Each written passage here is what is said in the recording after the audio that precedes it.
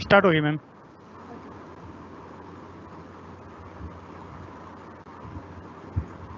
Good afternoon, students. In the previous class, I hope you all are well. जो study material unit 1 का मुझे send करना था, आई have tried but teams app में assignment section में हुआ नहीं है, तो मैंने गूगल ड्राइव में एक लिंक क्रिएट किया है, वो at the end of the class I will send you all. ठीक है, अनाउंसमेंट सेक्शन में वो डाल दूंगी, आप वहाँ से एक्सेस कर लीजिएगा। ठीक है, अब आज हम स्टार्ट करते हैं। हम लास्ट क्लास में हमने यूनिट 2 का ऑलमोस्ट 50% कंटेंट कंप्लीट कर दिया था। आज हम रिमेनिंग पोर्शन यूनिट 2 का कंप्लीट करेंगे। सो फर्स्ट ऑफ ऑल, हमने लास्ट क्लास जहाँ एंड किया था, हमने एटीट्यूड पर एंड किया था, और जो प्रीवियस क्लास था वो बहुत ही थ्योरेटिकल था, बहुत सारे आप लोगों ने न्यू कंसेप्ट्स सीखे थे। सो एक बार ये जो एटीट्यूड जो लास्ट डे मैंने कल जो टॉपिक करवाया था उसको एक बार रिवाइज करवा देती हूँ। Last topic that is attitude. ठीक है, एटीट्यूड क्या होता है? एक पॉइंट ऑफ व्यू है, किसी भी पर्सन का पॉइंट ऑफ व्यू को हम एटीट्यूड कहते हैं।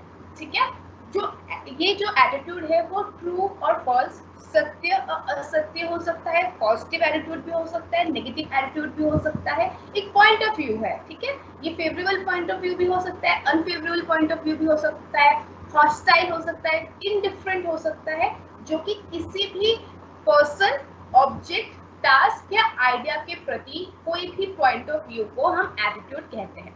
ठीक है, सो सिंपली इसको कहा जा सकता है attitude is a individual's way of looking और individual's point of view at something. जैसे मैंने लास्ट क्लास में दिखाया था आपको ये पिक्चर के थ्रू कि जैसे एक ओशन में एक आइसबर्ग है, हमें बस इतना पोर्शन दिख रहा है जो कि only 10% and remaining 90% portion under the ocean, under the water होता है। ठीक है, सो एटीट्यूड भी ऐसा ही होता है कि वो दिखता नहीं है। किसी भी पर्सन का attitude that is a inner thing, inner state. Okay, so G.W. Allport ने क्या कहा है कि attitude is a mental and neutral state of readiness. एक मेंटल स्टेट है, एक न्यूट्रल स्टेट ऑफ रेडीनेस है, जहां पर आप एक ट्रू या फॉल्स, एक पॉजिटिव या नेगेटिव पॉइंट ऑफ व्यू होता है। ठीक है, through experiences exerting a directive or dynamic influence upon individuals' responses। आपने कोई एक्सपीरियंस से गो थ्रू किया हुआ है, या फिर आपका किसी के ऊपर आपका इन्फ्लुएंस है, इससे एक एटीट्यूड फॉर्मेशन होता है। ठीक है, so it is a dynamic influence upon individuals response to all objects and situation with which it is related. जो भी स्टिम्युली है उस पर जो रिस्पॉन्सेस है, a point of view is known as attitude. ठीक है, कर लिए थे कैरेक्टरिस्टिक्स ऑफ एटीट्यूड, उसको फिर से रिवाइज करने की जरूरत नहीं है। कंपोनेंट्स ऑफ एटीट्यूड को मैं एक और बार समझा दे रही हूँ, लास्ट क्लास में बहुत जल्दी हुआ था वो, तो इसलिए कंपोनेंट्स ऑफ एटीट्यूड्स 3 टाइप के कंपोनेंट्स होते हैं। इसको ABC मॉडल भी कहा जाता है। A for affirmative, B for behavioural and C for cognitive component of attitude. ठीक है, सो अफर्मेटिव कंपोनेंट ऑफ एटीट्यूड क्या होता है? ये एक एटीट्यूड का एक कंपोनेंट होता है जो कि associated with individuals emotions, feelings about another person, object और थिंग्स। ये हर एक इंडिविजुअल का अपना इमोशन या फिर फीलिंग होता है, किसके प्रति? किसी भी दूसरे इंसान के प्रति, किसी भी ऑब्जेक्ट के प्रति, या फिर कोई भी चीज, कोई भी थिंग के ऊपर आपका जो इंडिविजुअल इमोशन या फीलिंग है, उसको हम अफर्मेटिव कंपोनेंट कहते हैं। ठीक है, सो अफर्मेटिव कंपोनेंट ये जो है, ये पॉजिटिव भी हो सकता है, न्यूट्रल भी हो सकता है और नेगेटिव भी हो सकता है। पॉजिटिव कैसे हो सकता है? अगर आप किसी ऑर्गेनाइजेशन में काम करते हैं और आप कहते हैं कि I like Sam because he is sincere, मैं सैम को पसंद करता हूँ क्योंकि वो बहुत सिंसियर है। सो ये क्या है? एक एक्सप्रेशन है, आपका इमोशन है, आपकी फीलिंग है। Liking is a feeling, right? So आपकी फीलिंग है कि सैम मुझे अच्छा लगता है क्योंकि वो सिंसियर है। ठीक है, so this is a affirmative component of attitude. Okay, now let's come to the behavioural component of attitude. Associative क्या था? एसोसिएट क्या था? इमोशंस या फीलिंग्स कंपोनेंट है, लेकिन बिहेवियरल में आपका कोई सिचुएशन के ऊपर एक पर्सन का कंडीशनल बिहेवियर कैसा होता है उसको हम बिहेवियरल कंपोनेंट कहते हैं. Behavioral component of attitude is associated with the impact of various conditions or situations that lead to the person's behavior based on cognitive and affective components. जो cognitive और affective components है उसको basis बनाकर आप किसी व्यक्ति के ऊपर, किसी पर्सन के ऊपर क्या आपका इम्पैक्ट है due to various conditions, various situations that lead to the your behavioural component of attitude. ठीक है, ये क्या है? It involves action towards person, object और थिंग्स. जैसे एसोसिएटिव में, अफेक्टिव कंपोनेंट ऑफ एटीट्यूड में क्या था? इमोशंस या फीलिंग्स थी. यहाँ पर उस इमोशंस और फीलिंग्स का क्या एक्शन होता है किसी भी दूसरे व्यक्ति पर, ऑब्जेक्ट पर या थिंग पर, that is your behavioural component. ठीक है, एग्जाम्पल क्या है कि अफर्मेटिव कंपोनेंट तो ये हो गया कि आई डोंट लाइक सैम या I like because he is sincere. अगर हम नेगेटिव वाला लेकर चलते हैं, I don't like Sam because he is not honest, therefore I would disassociate myself with him. ये जो थिंग है, जो एक्शन आपने किया, एसोसिएट को बेसिस बनाकर जो आपने बिहेवियरल कंपोनेंट आपने किया, that is your behavioural component. ठीक है, मतलब जब आपने सोच लिया कि ये पर्सन अच्छा नहीं है क्योंकि ये ऑनेस्ट नहीं है, झूठ बोलता है, that's why I will disassociate, मैं उससे सारे संपर्क तोड़ता हूँ या तोड़ती हूँ. So that is your action towards that person and that is your behavioural component of attitude. Okay, so एक और इम्पोर्टेंट पॉइंट है बिहेवियरल कंपोनेंट का कि ये जो बिहेवियरल कंपोनेंट है ये कैन बी सीन. ठीक है, क्योंकि एक्शन है वो आप किसी जेस्चर्स के थ्रू कुछ एक्शन करेंगे तभी होगा, राइट? सो ये देखा जा सकता है एक इंसान में. बट जो कॉग्निटिव कंपोनेंट होता है और जो अफेक्टिव कंपोनेंट होता है वो देखा नहीं जा सकता है. ठीक है, आप किसी को नहीं पसंद करते तो that's up to you, right? आपकी इनर फीलिंग है, that in your mental state. आप किसी को लेकिन उसकी वजह से आप किसी को डिसएसोसिएट कर दे रहे हो, that is your action and that is your behavioural component and you cannot and this component can be seen. Okay, now ABC model, that is affective, behavioral and cognitive component में अब हम आते हैं C, that is cognitive component. Cognitive component of attitude क्या होता है? ये associated होता है with the value system. Affective में क्या था? Emotions and feelings. Behavioral में क्या था? आपके action towards the people, object and things. और cognitive में क्या है? आपका वैल्यू स्टेटमेंट, आपका वैल्यू क्या है उस पर एसोसिएटेड है दिस कॉग्निटिव कंपोनेंट. ओके, सो याद कर लीजिए अफेक्टिव में क्या होता है? अफेक्टिव में आप you are associated with emotions और फीलिंग्स. बिहेवियरल में क्या होता है? There is a action towards the people, object and things, and in the cognitive it is a value system. It is associated with the value statement. It consist of values, belief, ideas and other information that a person may have faith in. ये एक ऐसा component है जो एक इंसान में अपने खुद के जो वैल्यूज है, बिलीव्स है, आइडियाज है, उस पर आधारित होकर जो एटीट्यूड फॉर्मेशन होता है, उस कंपोनेंट को कहा जाता है कॉग्निटिव कंपोनेंट ऑफ एटीट्यूड. ठीक है, फॉर एग्जांपल जैसे इसमें स्पेशली जनरलाइजेशन टर्म्स यूज किया जाता है.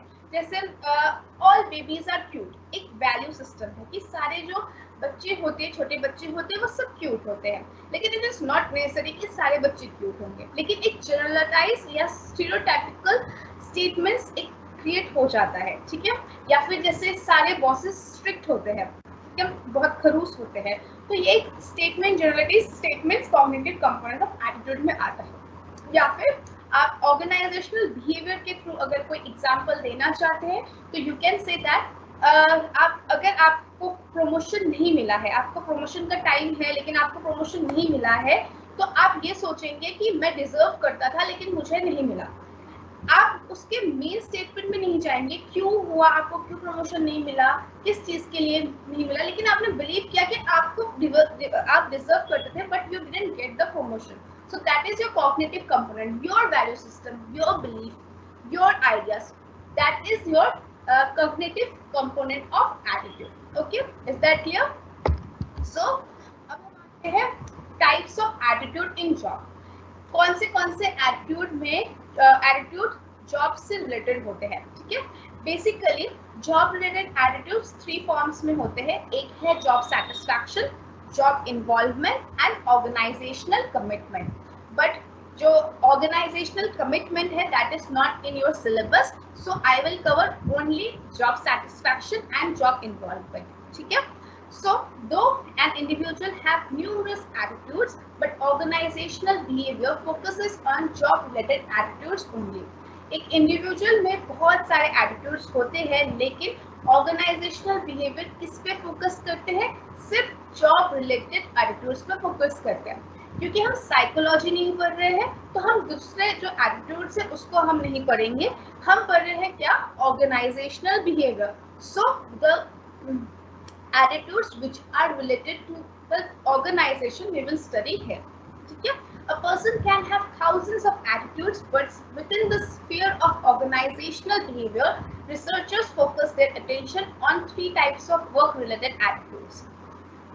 3 types of work-related attitudes are there when we are focusing on organizational behavior. These are job satisfaction, job involvement, and organizational commitment. What I have already told you कि organizational commitment is not in your syllabus. हम सिर्फ job satisfaction पढ़ेंगे and job involvement पढ़ेंगे. ठीक है. दूसरे books में भी अगर organizational commitment है तो no need to learn from there. ठीक है. आते हैं what is job satisfaction. Job satisfaction refers to an individual's pleasurable or positive emotional state towards his or her job. जैसे कि आप नाम से ही समझ पा रहे हैं क्या है कि satisfaction. What? Satisfaction towards your job. तो job satisfaction का मतलब क्या होता है कि आप बहुत खुश हैं, आपका एक positive emotional state है towards what you are doing in your organization, towards your work, what are you doing in your organization. So आप बहुत satisfied है because of the job. So that is the definition of job satisfaction. Basically एक जो individual है by doing various studies and research ये देखा गया है कि जॉब सेटिस्फैक्शन जो है वो 5 स्पेसिफिक डायमेंशंस के ऊपर रिलेटेड होता है. A person is satisfied is said to be satisfied in a job when there is a good pay, the work itself, promotion opportunities, supervision and co-workers. एक person एक job में एक work में satisfied तब होता है जब ये 5 स्पेसिफिक डायमेंशंस पर उसको एक पॉजिटिव रिव्यू मिल रहा है, पॉजिटिव प्लेजर मिल रहा है. ठीक है. पॉजिटिव इमोशनल स्टेट मिल रहा है. पे का मतलब आप सभी को पता है दैट इज सैलरी और wages. You are satisfied with your salary, whatever you are getting at the end of your month, you are satisfied with your pay. Okay, so this is one of the dimension of job satisfaction. Another is work itself. मतलब आप जो काम कर रहे हैं उससे आप बहुत satisfied है कि for example मैं बचपन से ही एक सॉफ्टवेयर इंजीनियर बनना चाहता था या चाहती थी, तो आपको वही जॉब प्रोफाइल मिला है and you are very much positive about that work and you are very much happy to get that work. ठीक है. तो that is the work itself. Okay. Next is promotion opportunities. Promotion opportunities मतलब पता है getting into the next higher rank, and in this job where you are working वहाँ पर बहुत सारे promotion opportunities है. That is every 5 years you are getting promotion, या फिर अगर extraordinary work करते हैं तब भी आपको promotion मिलता है. तो this kind of promotion strategies or policies are there in your organization, and that's why you are also you are happy and you are satisfied with your job. So the promotion opportunities is another dimension of job satisfaction. ठीक है. Next आता है supervision. जो आपके supervisor है, जो आपके boss है, जिसको आप अपने वर्क रिपोर्ट करते हैं, वो बहुत अच्छे हैं, वो बहुत वो एक फेयर डिसीजन लेते हैं, डिस्क्रिमिनेट नहीं करते हैं, एक टीम वर्क में बिलीव करते हैं. इनफैक्ट वो जो एम्प्लॉय अच्छा काम करता है उसको उनका मोराले बूस्ट करते हैं, साथ ही साथ मोटिवेट करते हैं.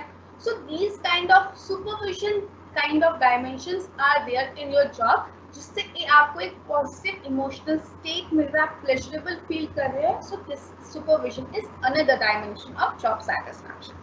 ठीक है. Another one is your coworkers. Coworkers मतलब आपके कलीग्स. ठीक है. जो आपके कलीग्स है उनके साथ आपका बहुत कोर्डियल रिलेशनशिप है. आप लोग मतलब साथ में कोई रिक्रिएशनल एक्टिविटीज कर रहे हैं, स्पोर्ट्स इवेंट्स कर रहे हैं, कल्चरल एक्टिविटीज में पार्ट ले रहे हैं. आपके साथ उन लोगों का इनफॉर्मल रिलेशनशिप भी है.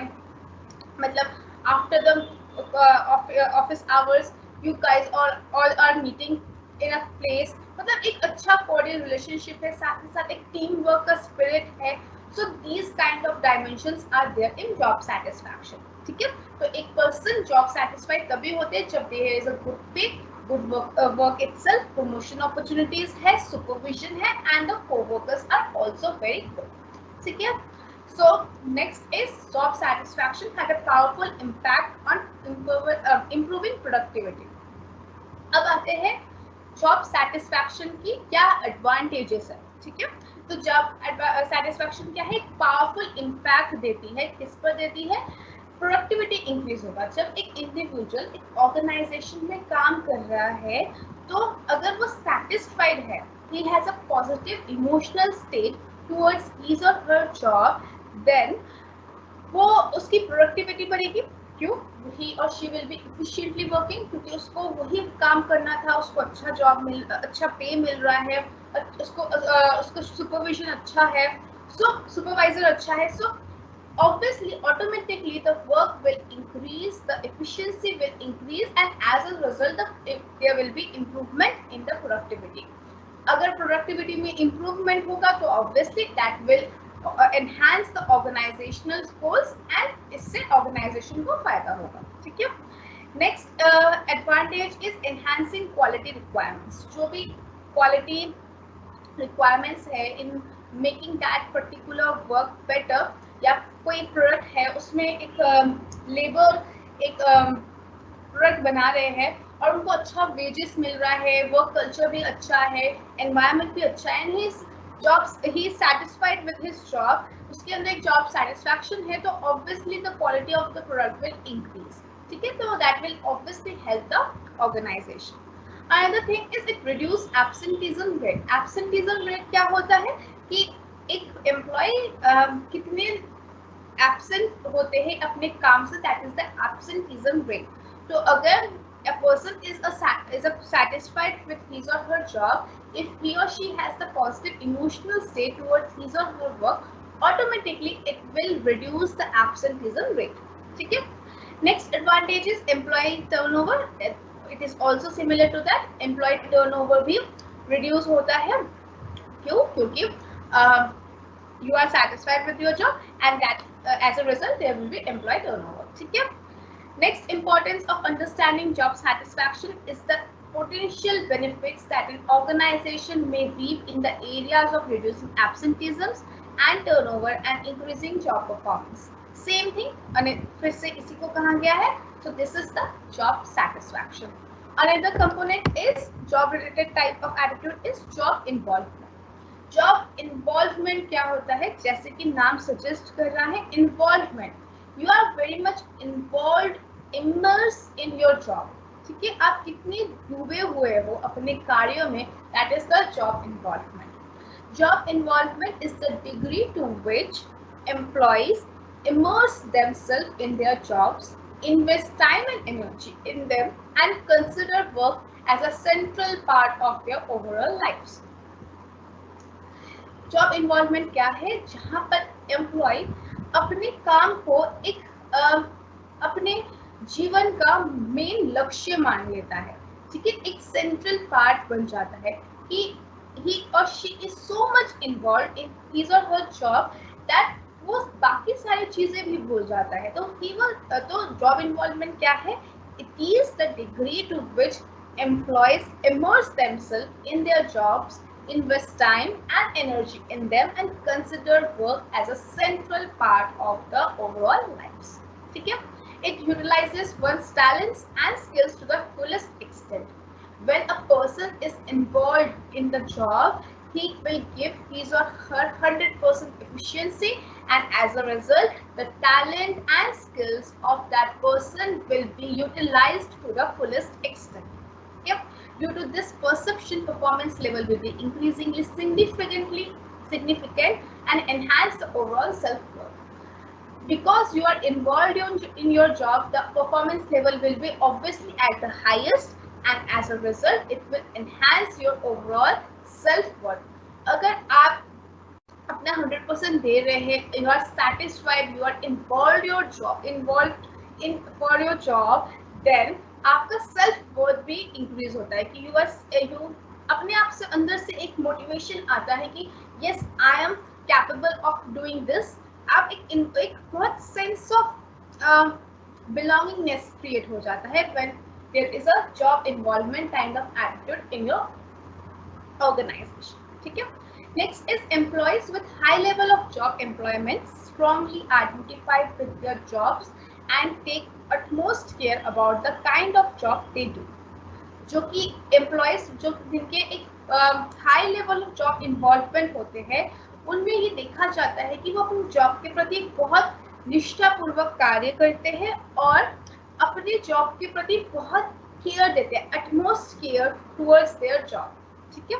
They attempt to the high performer, वो day by day the best employee of the organization बनने की कोशिश करते हैं और as a result उनका performance day by day increase होता रहता है. ठीक है.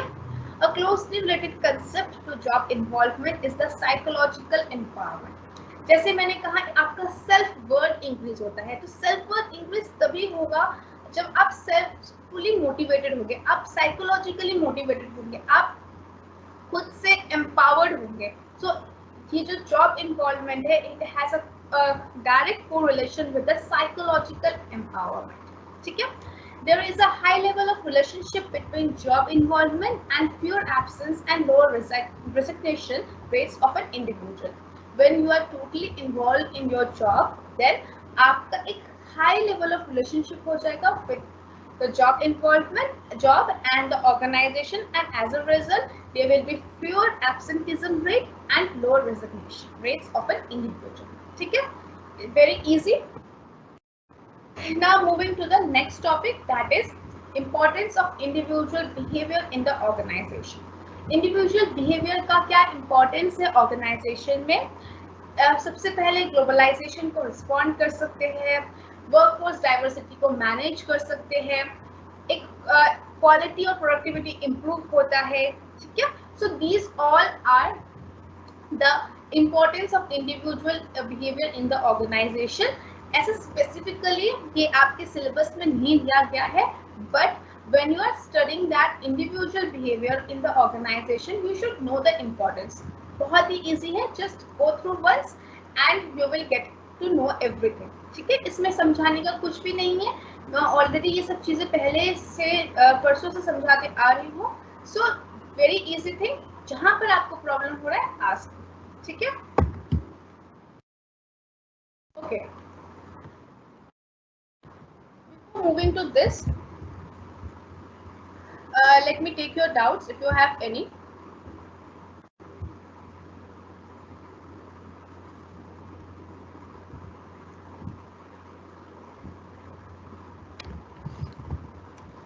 Good morning everyone.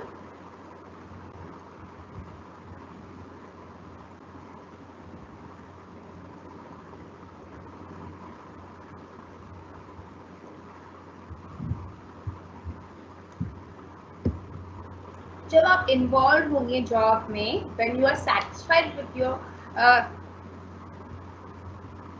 job, then obviously your turnover rate will be decreased.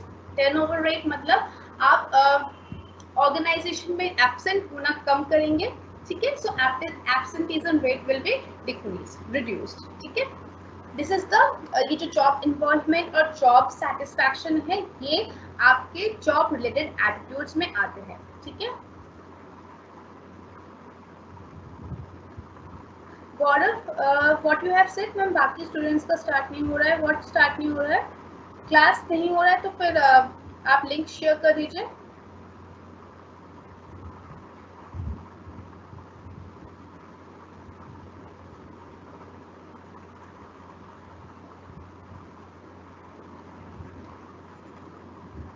Hindi medium वाले प्लीज आप कोई बुक्स रेफर कर लीजिए, वहां से आप प्रिपेयर कर सकते हैं, ठीक है। Usually someone has asked syllabus में जो टॉपिक्स है एग्जाम में सिर्फ वही आएगा या सब कुछ पढ़ना होगा? सिलेबस में जो है स्पेसिफिकली उसमें ज़्यादा फोकस कीजिए, 95% focus should be there for your syllabus. उसके बाद अगर आप कोई बुक रेफर कर रहे हैं तो थोड़ा एक बार रीडिंग आगे पीछे करने से कोई प्रॉब्लम नहीं होता है, ठीक है।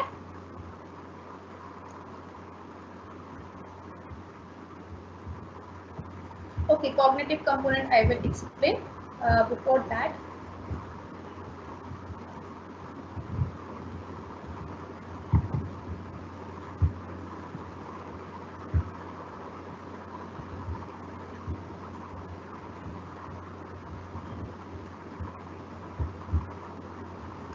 Just check once. I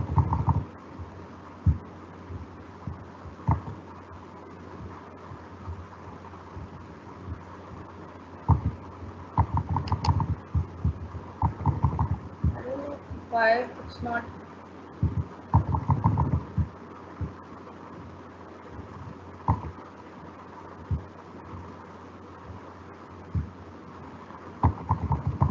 Paste क्यों नहीं हो रहा?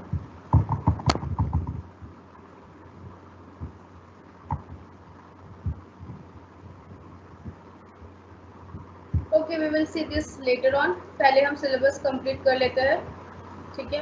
आई have tried so many times, right click ही नहीं हो रहा है।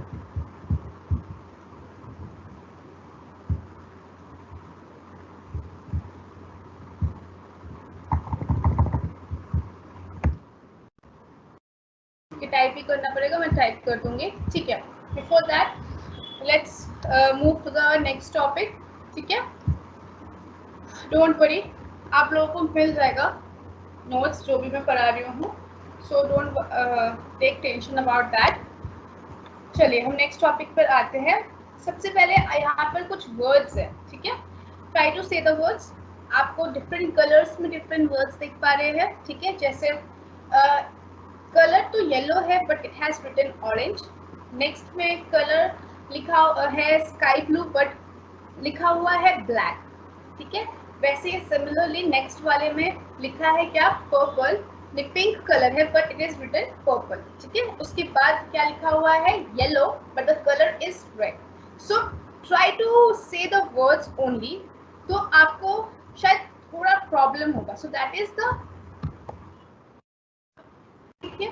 इसमें try to say the colour but not the word. Colour को देखकर आप खुद से ये प्रैक्टिस कीजिए, वर्ड को मत प्रोनाउंस कीजिए, only say the colour, that yellow, sky blue, pink, red, blue. So this is a exercise of perception, ठीक है। इसको हम परसेप्शन की एक्सरसाइज कहते हैं। व्हाट दैट मीन, अब आप इस पिक्चर से क्या सिग्निफाई कर सकते हैं। समवन विल से कि एक वाटर है, वहाँ वाटर को काटा जा रहा है या कुछ किया जा रहा है, एक समथिंग आईजी फॉर्म में कुछ दिख रहा है, राइट।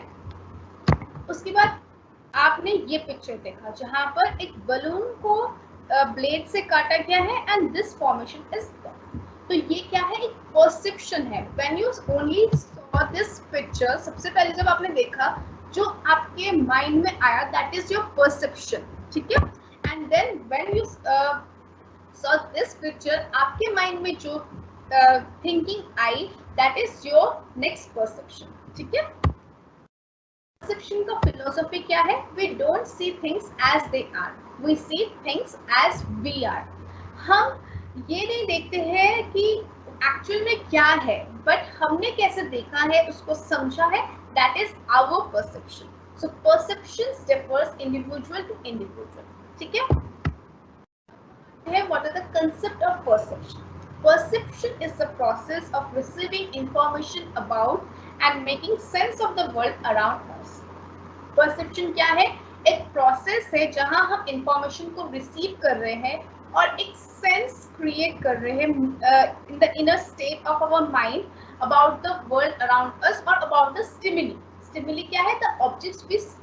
तो जब जैसे अब इस पिक्चर में हमने देखा था सबसे पहले, तो हमने क्या परसीव किया, ठीक है, what we have see first and then हमने उसको क्या सेंस बनाया है, that is our perception. Okay. Involves deciding which information to notice, how to categorize this information, how to interpret it, and within the framework of existing knowledge. हम when we are perceiving about something, we try to notice. ठीक है, हम पहले उस चीज को notice करते हैं, then we try to categorize it, this information, and we try to interpret it, and this within the framework of existing knowledge. हमारे पास ऑलरेडी किसी चीज का जो नॉलेज है, उस चीज के नॉलेज पर आधारित होकर हम उस चीज को इंटरप्रेट करने की कोशिश करते हैं. ठीक है, ये बहुत ही माइक्रो सेकेंड्स में हो जाता है, लेकिन परसेप्शन क्या है इसको हम तोड़ कर ऐसे करेंगे. ठीक है, when we are perceiving about anything, any object, वो अचानक से हो जाता है, that really takes less than 30 seconds. ठीक है, but basically 30 seconds में क्या हो रहा है, we are noticing something, then we are categorizing it, we are interpreting it within our previous knowledge or existing knowledge. ठीक है, according to dictionary meaning, perception means act of faculty of perceiving. The act of perceiving is known as perception according to the dictionary. But perception means perceiving, that is giving meaning to the environment around us. We are giving meaning to the environment around us. For example, हम कभी किसी picture को देखकर हम perceive करते हैं कि it is beautiful and the others are ugly. ठीक है, तो that is our perception. We perceive it after noticing a particular thing, categorizing a particular thing between ugly and beautiful. इस एग्जाम्पल में जैसे हमने इसको कैटेगराइज किया, पहले हमने नोटिस किया स्कल्पचर को. ठीक है, उसके बाद हमने क्या किया, कैटेगराइज किया बिटवीन ब्यूटीफुल एंड अगली, एंड देन हमारा जो एग्जिस्टिंग नॉलेज है उसके हिसाब से, मतलब आपके अनुसार जो ब्यूटीफुल का डेफिनेशन है उसके अकॉर्डिंग आपने उस स्कल्पचर को ब्यूटीफुल या अगली परसीव किया. ठीक है, is that clear? Next is, according to Stephen P. Robbins, a process by which individuals organize and interpret their sensory impressions in order to give meaning to their environment is known as perception. Perception क्या है, जैसे कि कहा मैंने, एक process है जहाँ पर इंडिविजुअल्स क्या करते हैं, organise and interpret their sensory impressions through their sense organs. ठीक है, हमारे 5 सेंस ऑर्गन्स है, उसके थ्रू हमने जो इंटरप्रेट किया in order to give the meaning to the environment. ठीक है, people's behavior is based on their perception of what reality is, not on reality itself. It basically refers to the manner in which a person experiences the world. People's behavior is based on their perception of what reality is. जो मनुष्य का जो behaviour है वो किस पर आधारित होता है, the perception what reality is, not on reality itself. मतलब ये कहा जाता है कि हम रियलिटी को जो समझते हैं हम उसी को परसीव करते हैं, ना कि असली में रियलिटी जो है. ठीक है, इस बात को समझिए कि हम परसीव जो करते हैं जो हमें लगता है. ठीक है, according to our existing knowledge हमें जो लगता है we perceive that, not on reality itself. जो असली में रियलिटी होती है उसके हिसाब से हम परसीव नहीं करते हैं. ठीक है, it basically refers to the manner in which a person experiences the world. ये एक मैनर है जिसमें हर एक इंडिविजुअल किस प्रकार से एक डिफरेंट सिचुएशन से गो थ्रू होकर जो एक्सपीरियंस ले रहा है उससे क्या परसीव कर रहा है, उसको कैसे समझ रहा है, that is the persons perception. ठीक है, perception is almost automatic process and works in the same way within each individual, yet it typically yields different perceptions. जो perception है वो एक automatic process है. जो प्रोसेस मैंने अभी यहाँ पर बताया कि हम पहले नोटिस करते हैं, कैटेगराइज करते हैं, इंटरप्रेट करते हैं विदिन आवर एग्जिस्टिंग नॉलेज, ये बहुत ही माइक्रो सेकेंड्स में हो जाते हैं, हमें पता भी नहीं चलता है. ठीक है, so it is a automatic process में होता है, but the main point is एक ही चीज को डिफरेंट पर्सन डिफरेंट तरीके से परसीव करते हैं. Okay, let's come to the topic which is factors influencing perception. Perception के फैक्टर्स होते हैं factors in the perceiver attitudes, motives, interest, experience, expectations. जो फैक्टर्स इन्फ्लुएंसिंग परसेप्शन है वो 3 कैटेगरीज में डिवाइडेड है, that is one is perceiver, another one is situation and third one is the target. ठीक है, सो जो परसीवर है, परसीवर कौन है? इंडिविजुअल जो एक चीज को समझ रहा है। ठीक है, इज द परसीवर। सो उसके अकॉर्डिंग क्या क्या फैक्टर्स हम that influences perception are attitudes, motives, interest, experiences and expectations.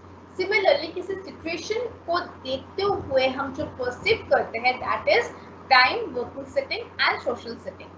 Similarly हम किसी टारगेट को टारगेट में देखकर हम जो परसीव करते हैं that can be categorised into novelty, motion, frequency, size, status and contrast. ठीक है, एक वन बाय वन हम सबको लेते हैं। सबसे पहले हम ले रहे हैं factors influencing perception in the situation. तो सिचुएशन में जो फैक्टर्स इन्फ्लुएंस करते हैं for the perception we will talk about them. ठीक है, सबसे पहले आता है time. The situation in which the interaction between the perceiver and the target take place has an influence on the perceiver's impression of the target. मतलब क्या है कि जब हम किसी सिचुएशन में इंटरैक्ट करते हैं तो हम it depends upon the time कि हम किस सिचुएशन में है और उसके हिसाब से कैसे परसीव किया जा रहा है हमें। ठीक है, फॉर एग्जाम्पल इसको हम इस चीजों को एग्जाम्पल्स के थ्रू ही हम समझेंगे तो ज्यादा अच्छे से समझ में आएगा rather than going into the definition. Example के थ्रू अगर हम समझते हैं कि फॉर एग्जाम्पल आप एक पार्टी में गए हैं जहाँ पर आपने एक क्लासी ड्रेस पहना है फॉर द गर्ल्स। ठीक है, बहुत चमकीला चमकीला ड्रेस है एंड बॉयज भी एक अच्छे कोट सूट में है। ठीक है, फॉर्मल पार्टी में गए हैं, वहाँ पर ऑलमोस्ट सभी कोट पैंट में है for the male and female सभी ड्रेसेस में है, सुंदर सुंदर कलरफुल ड्रेसेस में है। ठीक है, तो इट्स वेरी डिफिकल्ट कि आपको कोई अचानक से नोटिस कर ले। ठीक है, बट अगर आप वही सेम ड्रेस पहनकर, ठीक है, दैट बॉडी और थोड़ा चमकीला चमकीला ड्रेस वो आप ऑफिस में पहनकर जा रहे हैं जहाँ पर सब फॉर्मल्स पहनते हैं, तो आप अचानक से एक सेकंड में नोटिस हो जाएंगे। सो that is the depends upon the time कि किस टाइम पर आप है, कैसा आपने इस हिसाब से लोगों ने आपको कैसे परसीव किया। So that is the factors influencing perception. So one of the factor is time, another is work setting and the third one is social setting. इन दोनों को ही हम एक ही एग्जाम्पल में समझेंगे कि जब एक मैनेजर एक ऑर्गेनाइजेशन में काम कर रहा है वर्किंग आवर्स में, तब वो एक डिफरेंट वे में काम करता है, एक डिफरेंट उसका परसेप्शन होता है, डिफरेंट वे में वो बिहेव करता है, एक्ट करता है, not the perception, he acts differently with his subordinates. For example एक आपके बॉस है, वो आपके पड़ोस में ही रहते हैं, लेकिन वो आपके बॉस है, तो इसलिए जब आप ऑर्गेनाइजेशन में होते हैं तब आपसे बहुत फॉर्मली बात करते हैं, आपको जो इंस्ट्रक्शंस देने हैं वो इंस्ट्रक्शंस देते हैं। इनफैक्ट अगर कुछ नेगेटिव रीइंफोर्समेंट करना है, पॉजिटिव रीइंफोर्समेंट करना है, वो भी करते हैं। बट जब वो ऑफिस आवर्स खत्म हो जाने के बाद वो जब आप एक सोशल सेटिंग में आपसे उनके साथ मुलाकात होती है, मतलब घर पर उनके साथ मुलाकात होती है, तब वो एक फ्रेंडली रिलेशन आपके साथ रखते हैं, बहुत हंसी मजाक करते हैं। सो that is the factors that influence perception. Then your perception depends upon the work setting and your perception can be depend upon your social setting. ठीक है, तो हर एक इंडिविजुअल का perception depends upon the time, work setting and social setting. ठीक है, अब आते हैं हम दूसरे कैटेगराइज में, that is the factors influencing perception due to perceiver. ठीक है, इसमें सबसे पहले कंपोनेंट आता है हमारा एटीट्यूड। एटीट्यूड क्या होता है? We already have learn today, yesterday, हमने इतना एटीट्यूड के बारे में पढ़ा है। सो जो एटीट्यूड है एम्प्लॉयज का, दैट इन्फ्लुएंस परसेप्शन फॉर्मेशन। एक एटीट्यूड एम्प्लॉय का एक परसेप्शन फॉर्मेशन को इन्फ्लुएंस करता है। कैसे? अगर आपका एक पॉजिटिव एटीट्यूड है towards your the management, then आप डायरेक्टली परसीव करते हैं the stimuli given by the management. अगर मैनेजमेंट ने कोई चेंज लाए हैं या फिर मैनेजमेंट में कुछ न्यू पॉलिसीज इंट्रोड्यूस किया है, so if you have a positive attitude towards the management, then you directly perceive the stimuli, मतलब आप उसको एक अच्छे वे में लेते हैं, ठीक है, आप अच्छे वे में उसको परसीव करते हैं। लेकिन सिमिलरली इन द कॉन्ट्रास्ट, अगर आपका एक नेगेटिव एटीट्यूड है टुवर्ड्स योर ऑर्गेनाइजेशन, आपका एक स्केप्टिकल नेगेटिव एटीट्यूड है, देन अगर कोई स्लाइटेस्ट चेंज भी आया है ऑर्गेनाइजेशन में, देन आपको यही लगेगा कि क्योंकि ऑर्गेनाइजेशन के साथ मेरा अच्छा नहीं बनता है या फिर बॉस के साथ मेरा अच्छा नहीं बनता है, इसलिए वो ये चेंजेस लाया है। आप उसको वाइडर वे में नहीं सोचेंगे, तो दैट इज योर परसेप्शन, ठीक है। So attitude is one of the factor that influence the perception. Is that clear? Now next is motives. Motives क्या होता है? एक मोटिवेशन का पार्ट है। Motives are the vital impact on perceptual selectivity, where it creates a urge and activates the inner stimuli of an individual.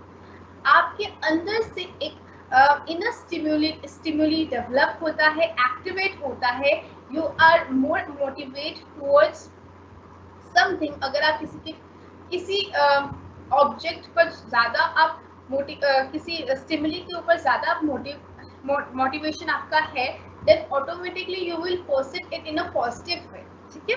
For example, अगर आप भूखे हैं और आप को hungry person will be more sensitive to smell or sight of a food than a non-hungry person, ठीक है। मतलब आपका तो motives क्या है? To eat, ठीक है, because you are hungry, so you have a more sensitive to the smell, you have more that perception toward the smell rather than if you are not hungry, ठीक है। आता है experience. The experience of employees result in different levels of perception. आप किसी situation को as a non experienced person एक डिफरेंट way में परसीव करेंगे rather than एक एक्सपीरियंस्ड पर्सन एक उस चीज को बहुत डिफरेंट वे में perceive करेंगे। So perception is the factors that influence perception is experience. Another factor, ठीक है।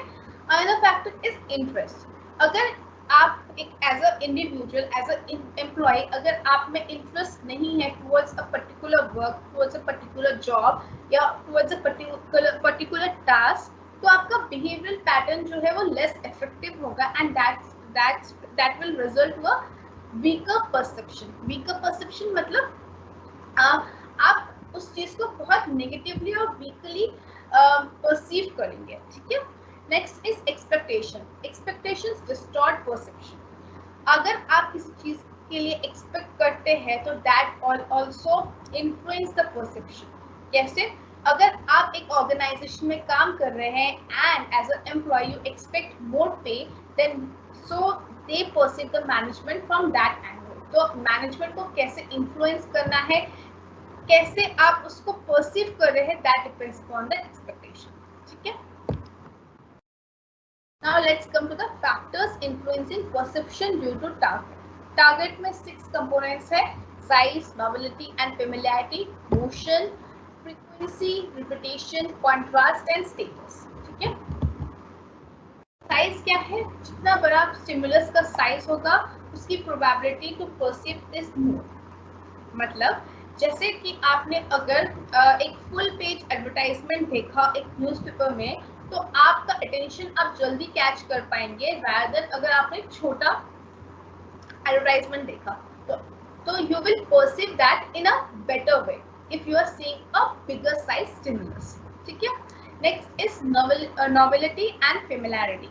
नॉवेलिटी एंड फेमिलियरिटी मतलब कि अगर आप किसी सिचुएशन से फेमिलियर है, then it will serve as a greater attention। अगर आप एक crowded रेलवे स्टेशन में आपने एक सिमिलर फेस को देख लिया है, तो अचानक से आपका अटेंशन वहीं जाएगा and then that is your perception, ठीक है।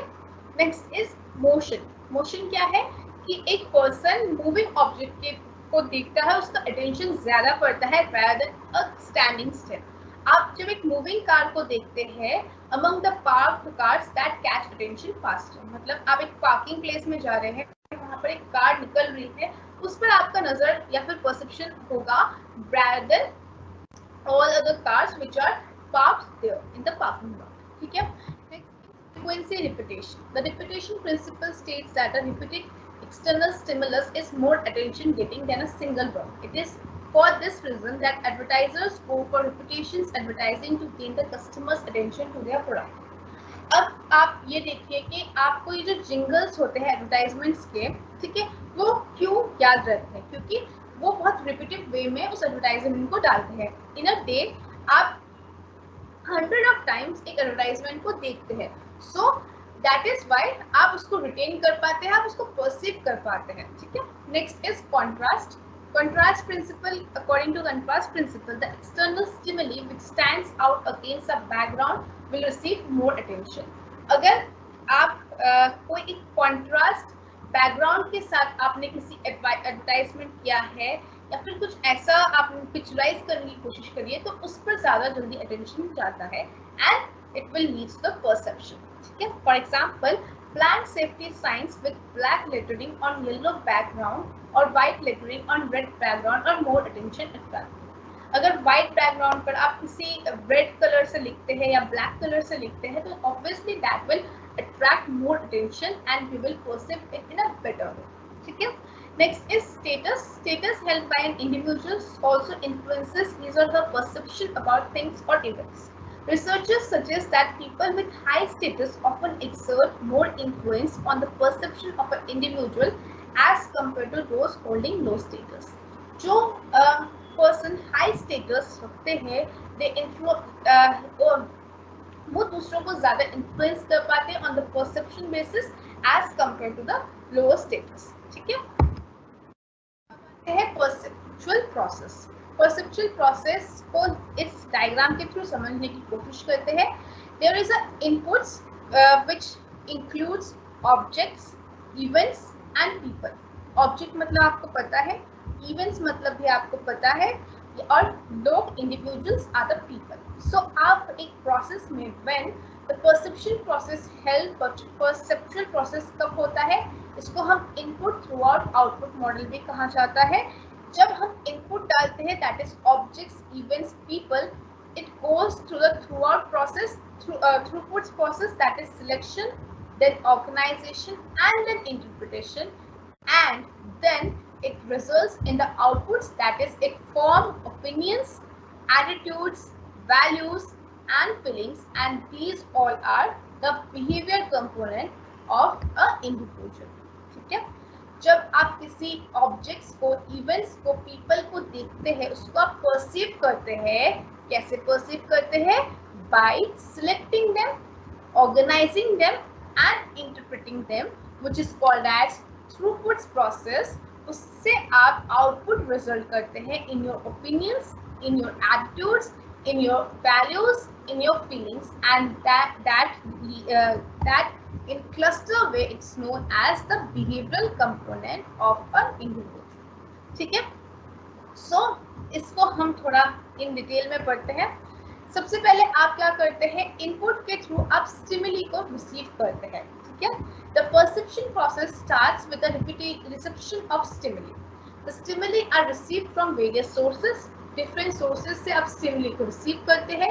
सबसे पहले आप 5 organs which we see, things, objects, हम देखते हैं, सुनते हैं, सूंघते हैं, टेस्ट करते हैं या फिर टच करके हम स्टिमुली को रिसीव करते हैं. ठीक है. In this way the reception of stimuli is a physiological aspect of perception process. ये जो परसेप्शन प्रोसेस है उसमें ये जो receiving the stimuli is a physiological aspect. ठीक है. Stimuli may be external to us such as sound waves and inside us such as energy generation by muscles. हम ऐसे कर रहे हैं, हाथ को ऐसे कर रहे हैं, इससे जो अंदर से एनर्जी जनरेशन हो रहा है, that is our inner stimuli, and if you are listening my lessons, that your external stimuli. ठीक है. हमने इनपुट्स को रिसीव कर लिया है, then we go through the throughput process, that is selection, organizing and interpretation. Of stimuli मतलब क्या होता है? People in their everyday life are bombarded by multitude of stimuli. हम स्टिमुली क्या होता है, मैंने आपको लास्ट क्लास में बताया था, उससे पहले क्लास में बताया था। स्टिमुली कोई भी ऑब्जेक्ट होता है जो आप अपने एनवायरनमेंट में देखते हैं, ठीक है। देखते हैं, सुनते हैं, टेस्ट करते हैं, फील करते हैं। थ्रू योर 5 ऑर्गन्स आप multitude of stimuli every day आप गो थ्रू करते हैं, ठीक है। They can not be assimilate all what we observe और receive from the environment at a time. हम इतने जो मल्टीट्यूड ऑफ स्टिमुली को हम देखते हैं, सुनते हैं, टेस्ट करते हैं, स्मेल करते हैं, फील करते हैं, सबको हम ऑब्जर्व नहीं कर पाते हैं या फिर सबको हम रिसीव नहीं कर पाते from the environment at the same time. Hence, they select some stimuli for further processing to attach meanings to them while the rest are screened out. हम कुछ ही स्टिमुली को हम सिलेक्ट करते हैं for the further processing, for the process, और बाकी को हम screened out कर देते हैं। Selection of stimuli is not made at random, but depending on 2 types of factors, namely external factors and internal factors. हम 2 वे में दो टाइप्स ऑफ फैक्टर्स के थ्रू हम स्टिमुली को सिलेक्ट करते हैं। ये रैंडम बेसिस पर हम सिलेक्ट नहीं करते हैं। ये 2 फैक्टर्स क्या है, एक है external factors and another is internal factors, ठीक है। While external factors related to the stimuli such as intensity of stimuli, its size, movement, repetition, etc., internal ones related to the perceiver such as his or her age, learning, interest, motivation, etc. आप उसी stimuli को notice करते हैं, perceive करते हैं इन terms of external factors की intensity बहुत ज़्यादा हो, ठीक है, या बहुत कम हो नॉर्मल से, ठीक है, या फिर साइज बहुत ज़्यादा हो या बहुत छोटा हो नॉर्मल से, या फिर कुछ मूवमेंट हो रहा है, मोशन है, उसको हम तब उस चीज़ को हम अटेंशन देते हैं, या फिर कुछ चीज़ रिपीटेशन में चल रहा है, जैसे कि मैंने बताया कोई ऐड बार बार आ रहा है तो आपका ध्यान जाता है उसमें, अटेंशन जाता है, तो दैट स्टिमुली यू सिलेक्ट, ठीक है। और इंटरनल फैक्टर्स में क्या क्या आ सकते हैं, आपकी उम्र के अनुसार, जैसे एक 2 इयर्स का बच्चा उतनी जल्दी सिलेक्ट नहीं करता है स्टिमुली को, एक छोटा बच्चा जल्दी से स्टिमुली को सिलेक्ट करता है rather than a older one, ठीक है। इवन लर्निंग, इंटरेस्ट, ये सब भी क्या है, internal stimuli, internal factors of selecting the stimuli. Normally, people selectively perceive objects or things which interest to them most in a particular situation and avoid those for which they are indifferent. हम उसी stimuli को select करते हैं जाने अनजाने में, जिससे हमारा कुछ इंटरेस्ट है, ठीक है। जैसे आप ये जो स्टिमुली है जो मैं बोल रही हूँ, जो आप सुन रहे हैं, आपका इसमें interest to get the good marks, तभी आप सुन रहे हैं, right. So this is you are selecting this stimuli, ठीक है। This is also called selective perception. इसको हम और selection of stimuli को क्या कह सकते हैं, selective perception, where we are selecting on the basis of 2 types of factors, that is internal and external factor, ठीक है। Now in the process हमने क्या किया, अभी हमने receive कर लिया stimuli को, फिर उसको हमने select कर लिया, अब हम क्या करेंगे, organize करेंगे, ठीक है। Organization of stimuli, having selected stimuli on the data, these need to organize in some form so as to assign some meanings to them. अब हमने जो stimuli को select कर लिया है, we have to organize it so that कुछ उससे meaning निकाला जा सके, ठीक है। इसको हम 3 ways में organize करते हैं, ठीक है। These are grouping, closure and simplification. Grouping मतलब हम कुछ similarity को देखकर या proximity of various stimulus को perceive करते हैं। For example, all workers having similarity in certain aspects may be perceived to have similar opinion about their boss. अगर जैसे कहते हैं ना like-minded people, अगर हम जो workers है या फिर हम जो employees है वो like-minded है, तो हम अपने boss को perceive भी similar way में करेंगे, ठीक है। Friends भी ऐसे ही बनते हैं, groups जो बनते हैं ऐसे ही बनते हैं। कैसे बनते हैं कि हमारे जो liking से similar होते हैं, उन हमारे ओपिनियन से जो सिमिलर होते हैं, हम उनको फ्रेंड्स बनाते हैं, ठीक है। तो grouping, when we are organising stimuli, क्या करते हैं, हम उन्हीं बेसिस पर हम ग्रुप करते हैं जो जिसकी सिमिलैरिटी होती है, जिन स्टिमुली में सिमिलैरिटी होती है। Next is closure. For example, इसको हम एग्जांपल के थ्रू समझते हैं। क्या है कि जो से न्यूज़पेपर है फॉर एग्जांपल हिंदुस्तान टाइम्स, वहाँ पर हिंदुस्तान टाइम्स को डिफरेंट वर्ब्स के साथ, एच को किसी डिफरेंट वर्ब्स के साथ, आई को किसी डिफरेंट वर्ब्स के साथ लिख दिया, फिर NDUS तो लिखा, उसके बाद टी को बल्ब में बल्ब बना दिया, ठीक है। फॉर एग्जांपल जैसे बल्ब ना हो स्टार बना दिया, जैसे एच लिखा, फिर यहाँ पर एक स्टार बना दिया, फिर एन, फिर डी, फिर एक और स्टार, फिर STAN, ठीक है, फिर T स्टार स्टार ES, ठीक है, ऐसा कुछ लिखा है। अब आप क्या कर रहे हैं, आपने क्लोजर के through the tendency to form and complete message, आप इस मैसेज को कंप्लीट करने के लिए आप जो परसीव कर रहे हैं, आपको पता है यहाँ आई आएगा, आपको पता है यू आएगा, आपके एग्जिस्टिंग नॉलेज के थ्रू आपको पता है यहाँ आई आएगा, यहाँ एम आएगा, ठीक है। This is Times, Hindustan Times. तो आपने क्या किया, the tendency to form a complete message from the incomplete one is the closure. In this, while you are organizing your stimuli, you are what you are doing what you are completing a message. This is known as closure, ठीक है। अब आते हैं हम next में, that is simplification. When people find themselves overloaded with information, they try to simplify it to make it more meaningful and understandable. In this process, what they do is to subtract less salient information and concentrate on important ones. आप organized on the basis of पहले grouping करेंगे, फिर closure करते हैं, या फिर आप simplification के through organized करते हैं। कहाँ कैसे कि आपने जो simple चीज है उनको एक साथ organize किया, और जो complex चीज है उसको एक तरफ से एक साथ organize किया, ठीक है। अब हम अपने conceptual process में हमने सिलेक्ट कर लिया स्टिमुली, नहीं हमने रिसीव कर लिया स्टिमुली, उसके बाद हमने सिलेक्शन किया, ऑर्गेनाइज किया, अब हम इंटरप्रेट करेंगे, ठीक है।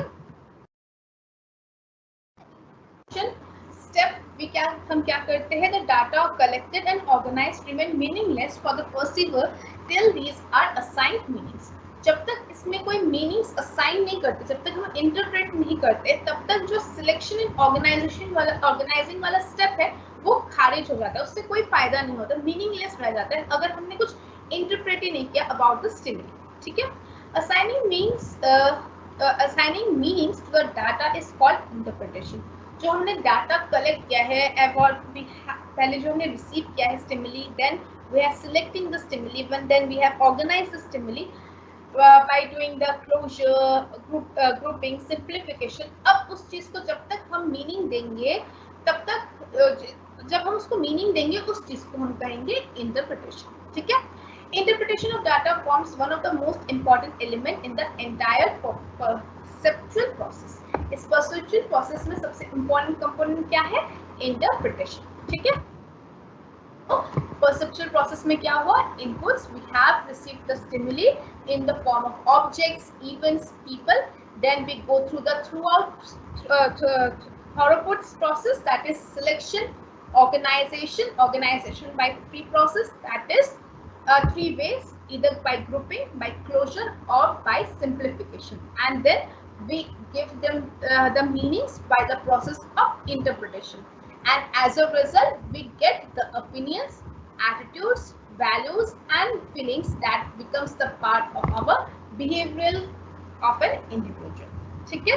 so this is the perceptual process. I hope आपको clear हुआ है, ठीक है।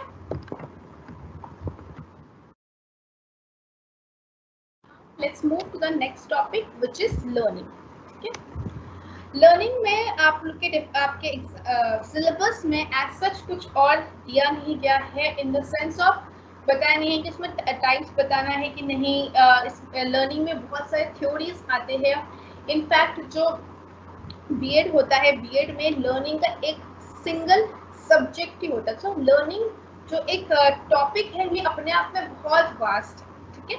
सो आप जो भी बुक रेफर कर रहे हैं उसमें लर्निंग के जो टॉपिक्स है वो सबको एक बार रीड करके चाहिए, क्योंकि सिलेबस में सिर्फ लर्निंग लिखा हुआ है, तो लर्निंग का आपको कितने लेवल तक पढ़ना है वो लिखा हुआ नहीं है।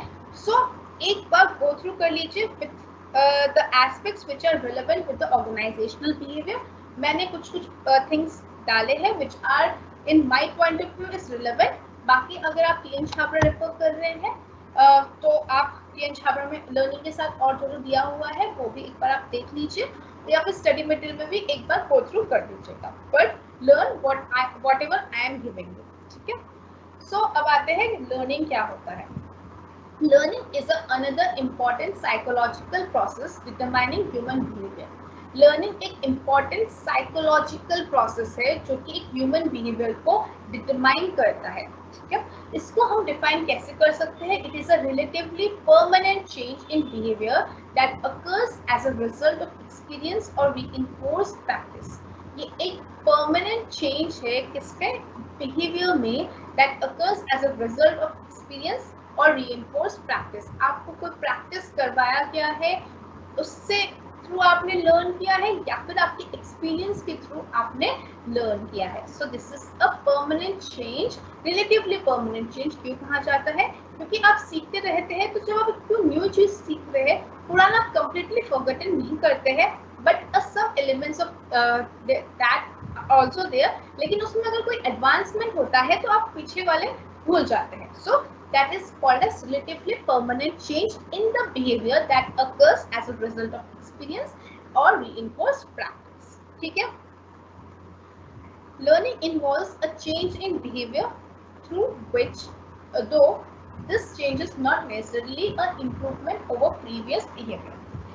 अब लर्निंग जो है उसमें चेंज इन बिहेवियर होता है, ठीक है। आपको ये चीज समझना है, लर्निंग क्या है? Is a relatively permanent change in behaviour. लेकिन ये जो चेंज है ये जरूरी नहीं है कि ये इम्प्रूवमेंट हो रहा है, ठीक है। प्रीवियस बिहेवियर से कोई इम्प्रूवमेंट हो रहा है।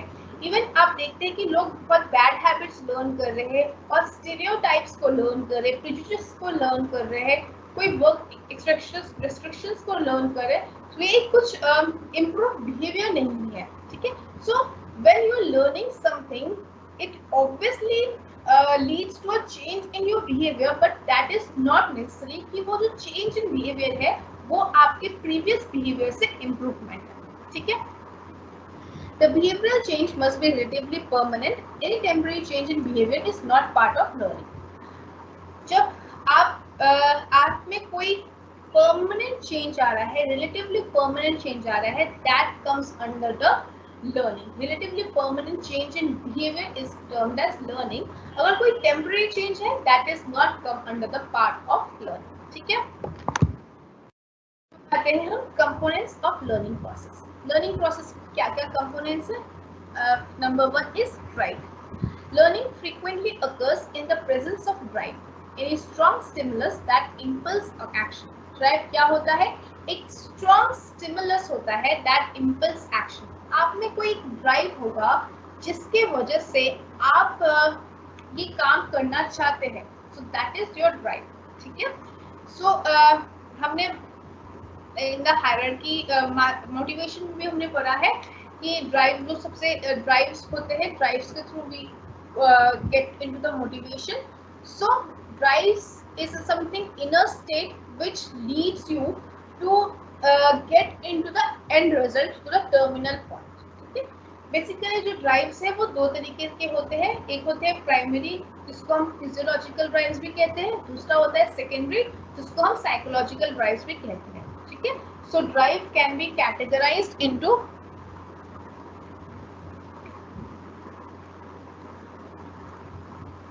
drives can be categorized into two things. First is primary and second is secondary. Primary को physiological change physiological drives भी कहा जाता है और secondary को psychological drives भी कहा जाता है, ठीक है। Individuals operate under many drives at the same time. एक individual एक ही टाइम पर दोनों प्राइमरी सेकेंडरी ड्राइव्स भी हो सकते हैं, फिजिकल साइकोलॉजिकल ड्राइव्स भी हो सकते हैं, या फिर फिजिकल के ही बहुत सारे मल्टीपल ड्राइव्स हो सकते हैं, ठीक है। To predict behaviour it is necessary to establish which drives are stimulating the most. आपको अगर किसी चीज को लर्न करना है या फिर अपने बिहेवियर को प्रेडिक्ट करना है, तो you should necessarily it is to establish which drives are stimulating the most. कौन सा ड्राइव आपको स्टिमुलेट कर रहा है, आप में इंटरेस्ट जगा रहा है, एक ड्राइव जगा रहा है to work towards your end result. So that is the component of learning process. Next is cue stimuli. Cue stimuli are any objects existing in the environment as perceived by the individual. ये एक ऐसा object है जो कि environment में exist करता है which are perceived by the individual. The idea is to discover the conditions under which stimulus will increase the probability of eliciting a specific reason. Through a cue stimuli, we try to discover the conditions under which stimulus will increase the probability of eliciting a specific response. ठीक है हमारा next component है response. Response क्या होता है? जब आप एक stimulus results in a response. Responses may be in the physical form or may be in the terms of attitudes, familiarity, perception or other complex phenomena. आप एक स्टिमुलस को देखकर ही रिस्पॉन्स करेंगे.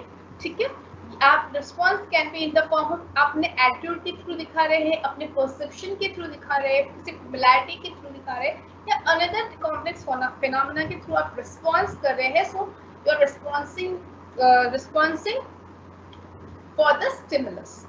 In the above example, the supervisor discriminates. For example, अगर एक supervisor है वो discriminate कर रहा है worker को on the basis of the worker who is producing low quality products and the worker who is producing high quality product, so he will only go through the person who is producing high quality product. So response क्या हो गया? Response हो गया कि मैं उसी के पास जा रहा हूँ जो पॉजिटिवली काम कर रहा है. So that is my attitude, that is my perception towards the stimulus. ठीक है, नेक्स्ट इज रीइंफोर्समेंट. रीइंफोर्समेंट क्या होता है? Reinforcement is a fundamental condition of learning. मतलब ये एक इसको हम जो रीइंफोर्समेंट होता है ये पॉजिटिव भी हो सकता है, नेगेटिव भी हो सकता है. एग्जाम्पल के थ्रू अगर हम समझते हैं तो एक ऑर्गेनाइजेशन में एक एम्प्लॉय है वो काम नहीं कर रहा है, तो पॉजिटिव रीइंफोर्समेंट क्या होगा कि हम उसको बोलेंगे कि एज अ मैनेजर मैं उसको बोलूँगी कि आप अगर ये काम मुझे परसों तक सबमिट करते हैं तो then you can get a reward, एक appreciation letter you can get. So that is the positive reinforcement. Negative reinforcement क्या होता है? मैंने उनको धमकी दिया कि इफ आपने 2 दिन में अगर ये काम मुझे सबमिट नहीं किया है then you will get a punishment और even I can terminate your job. ठीक है, so this is the reinforcement. So reinforcement क्या है? एक फंडामेंटल कंडीशन है लर्निंग का. जब एक बच्चा भी हम जब एक छोटे बच्चे थे या अभी भी हम जब किसी चीज को सीखते हैं तो उसके पीछे रीइंफोर्समेंट होता है. इधर हमारे पेरेंट्स हमें डांट कर हमें पढ़वा रहे हैं या फिर हमारे अंदर एक मोटिव है to stand out of others और get to in a higher position, या फिर हम अपने क्लास में फर्स्ट आना चाहते हैं या फिर we want to pass with a good marks. So that is our reinforcement, that is our positive reinforcement. ठीक है, so without reinforcement no measurable modification of behaviour takes place. Without reinforcement कोई भी modification of behavior can't be takes place and thus learning can't take place. Reinforced may be defined as an environmental events affects the probability of occurrence of responses with which they are associated. Next is retention. The stability of learned behavior over time is defined as retention and the converse is forgetting. आप किसी भी behaviour को कितना stable रख पा रहे, किसी भी लर्न बिहेवियर को over the time, how you are able to remember that and how you are able to forget it, that is the retention part. ठीक है, some of the learning is retain over the time while other may be forgotten. ठीक है, now let's come to the learning theories. Learning theories क्या है? Different psychologist, different physiologist, बहुत सारे economist, बहुत सारे लोगों ने लर्निंग थ्योरीज दिया है. ठीक है, एम्पिरिकल लोगों ने बहुत सारे लर्निंग थ्योरीज है. जैसे classical conditioning by Ivan Pavlov है, उनकी स्टोरी है कि उन्होंने कैसे एक लर्निंग कंडीशनिंग करवाया था. So that is not relevant for the organisational behaviour.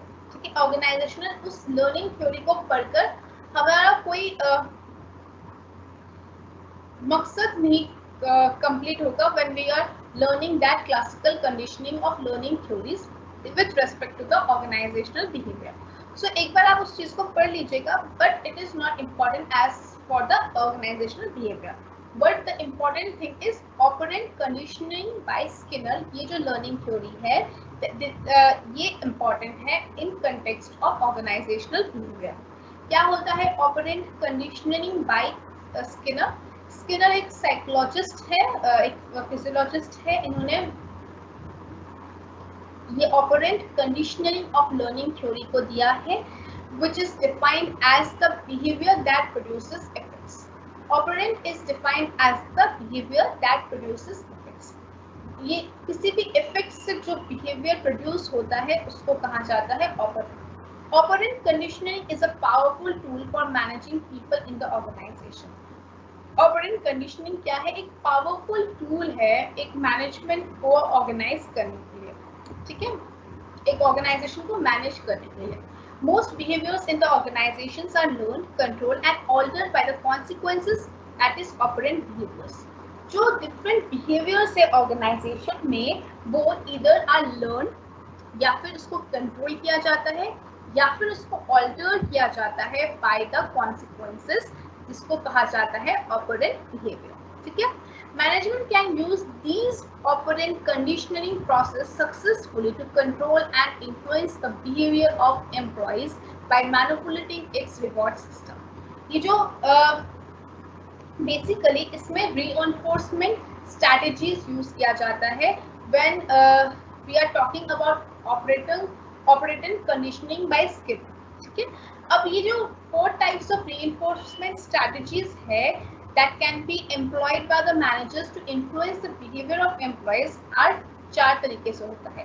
एक होता है पॉजिटिव रीइंफोर्समेंट. पॉजिटिव रीइंफोर्समेंट मतलब जॉब एडवांसमेंट दे दिया, रिकॉग्नाइजेशन दे दिया, प्रेज कर दिया, so that comes under the positive reinforcement. Another thing is negative reinforcement कि मैंने आपको पनिशमेंट दिया है, आपने ये काम नहीं किया तो I will give you punishment, या फिर आपका जो जॉब है उसे आपको टर्मिनेट कर दिया जाएगा या फिर आपको डिमोशन कर दिया जाएगा. So this is the negative reinforcement. Another thing is extension. Extension मतलब कंट्रोलिंग अनडिजायरेबल बिहेवियर.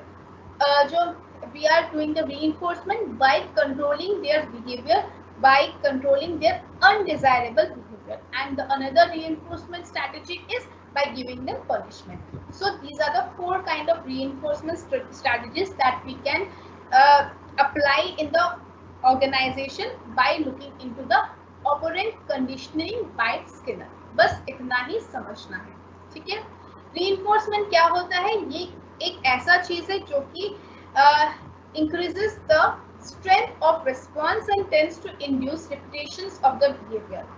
एक learning को better करने के लर्निंग करने के लिए बिहेवियर में चेंज लाने के लिए reinforcement is a basic component in the learning process, and for that operating conditioning by Skinner is an important learning theories with context to the organizational behavior. ठीक है, before moving to the next topic, let me take your doubts.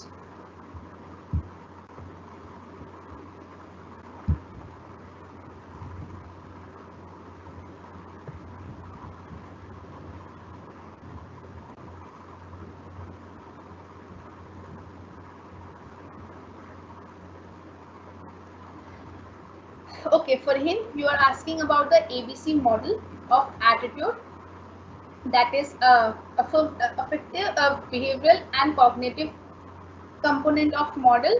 ठीक है, अब time बचेगा तो मैं ये last में फिर से करवा दूंगी या फिर आपके रिकॉर्डेड सेशंस होंगे उसमें आप ये फिर से एक बार रिवाइज कर लीजिएगा. उसमें मेरे ही क्लासेस थे, उसमें आप एक बार प्रीवियस जाकर उसमें देख लीजिएगा. अगर टाइम हुआ तो शॉर्ट में मैं 5 मिनट्स में समझा दूंगी. That is the problem. How I can share the link? यहाँ पर ये पेस्ट हो नहीं रहा है.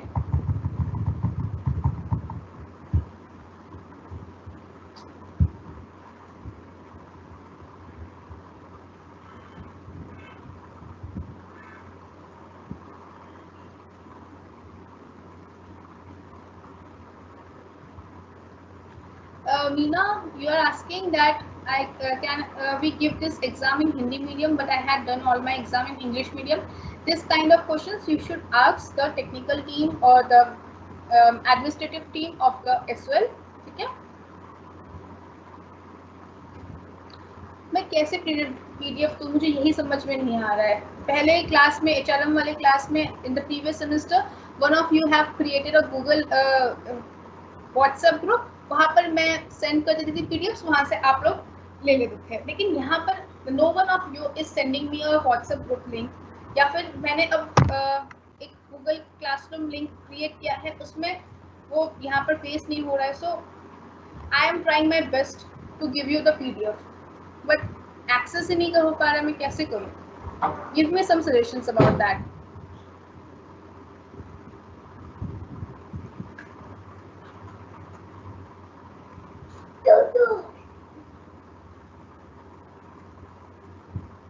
Okay, I am trying this also. Control C and Control V.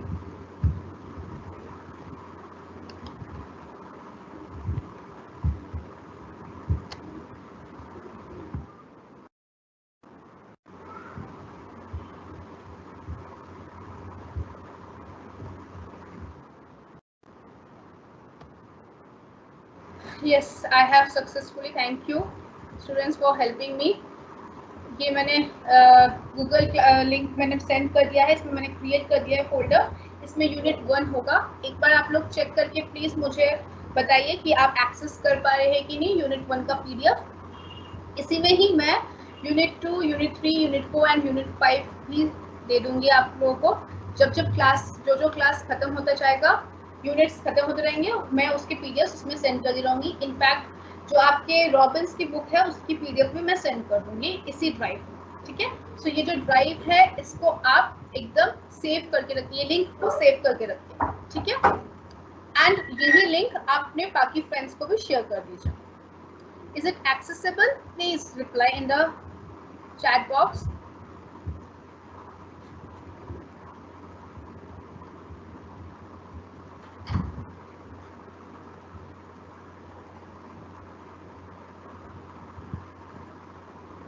Thank you, Shivam.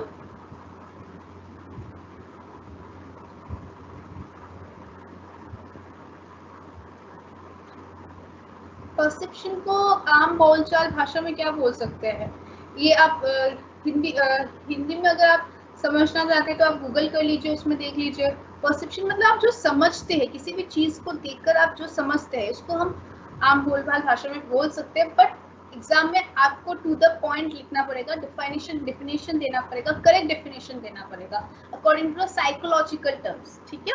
सो उस बेसिस पर आपको आम बोलचाल भाषा में जस्ट समझ लीजिए, बट उस चीज को जब आप पेपर में लिखेंगे तब आपको एक प्रॉपर वे में लिखना पड़ेगा, जैसे जिस बुकिश लैंग्वेज में है या फिर मैंने जैसे आपको लिखवाया है उस वे में. ठीक है? सिलेबस जो है वो मैं एकदम स्टार्टिंग में, हर एक PDF के स्टार्टिंग में ही सिलेबस दिया है मैंने. और अगर अलग से SOL का सिलेबस आपको देना है वो भी मैं उस PDF में डाल दूंगी. ठीक है? Stimuli means any object what you see in the environment through your sensory organs. ठीक है? सेंसरी ऑर्गन्स क्या होते हैं आपको पता है? नोज, आईज, टंग, स्किन. ठीक है? ये आपके सेंस और टच, ये सारे आपके सेंसरी ऑर्गन्स है. इस सेंसरी ऑर्गन्स के थ्रू आप जो परसीव, जो आप देख रहे, जो भी ऑब्जेक्ट्स है उनको जो एनवायरनमेंट में देख रहे हो, वो सब स्टिमुली है, सब. ठीक है? जैसे अगर आप ये जो 5 ऑर्गन्स है उससे जो भी आप एक्टिविटीज देख पा रहे, सुन पा रहे, फील कर पा रहे, टेस्ट कर पा रहे, everything comes under the purview of stimuli when we are talking in the psychological terms. ठीक है?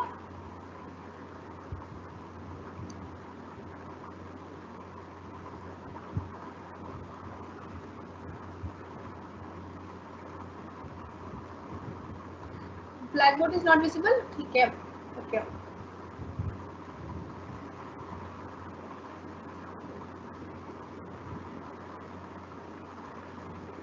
When I am taking your doubts, तो तब ये 5-10 मिनट्स का ब्रेक ऑटोमेटिकली हो जाता है. ठीक है?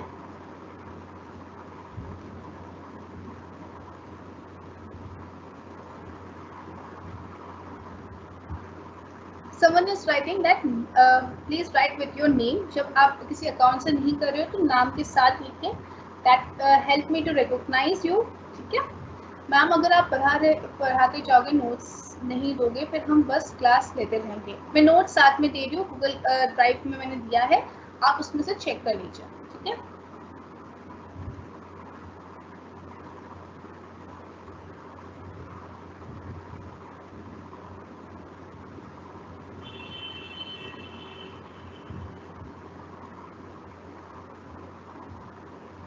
I have told you several times, refer from both the SOL study material, even T.N. Chhabra or any other book, even Robbins' book.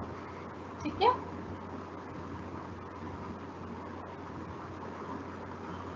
Okay, Pragya, thank you for saying that it is accessible. Welcome everyone.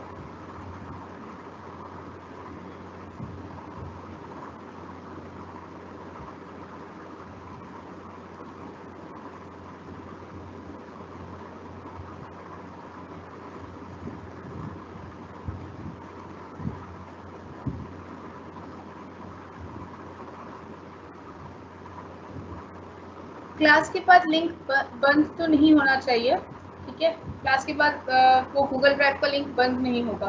Save that link in some of, कहीं पर भी आप notepad में या कहीं पर भी save करके रख लीजिए वो लिंक. ठीक है. Welcome welcome.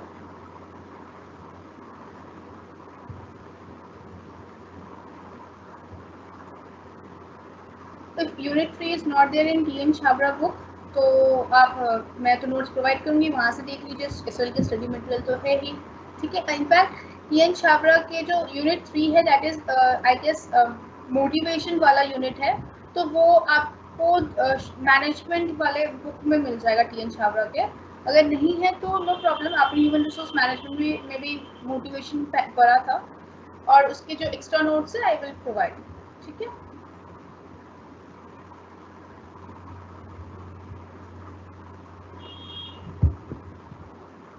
Yes, everyone will be passed in the exam. इतना डरने वाली बात कुछ है नहीं.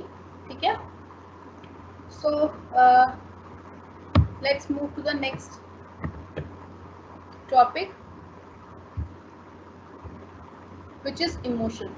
ठीक है.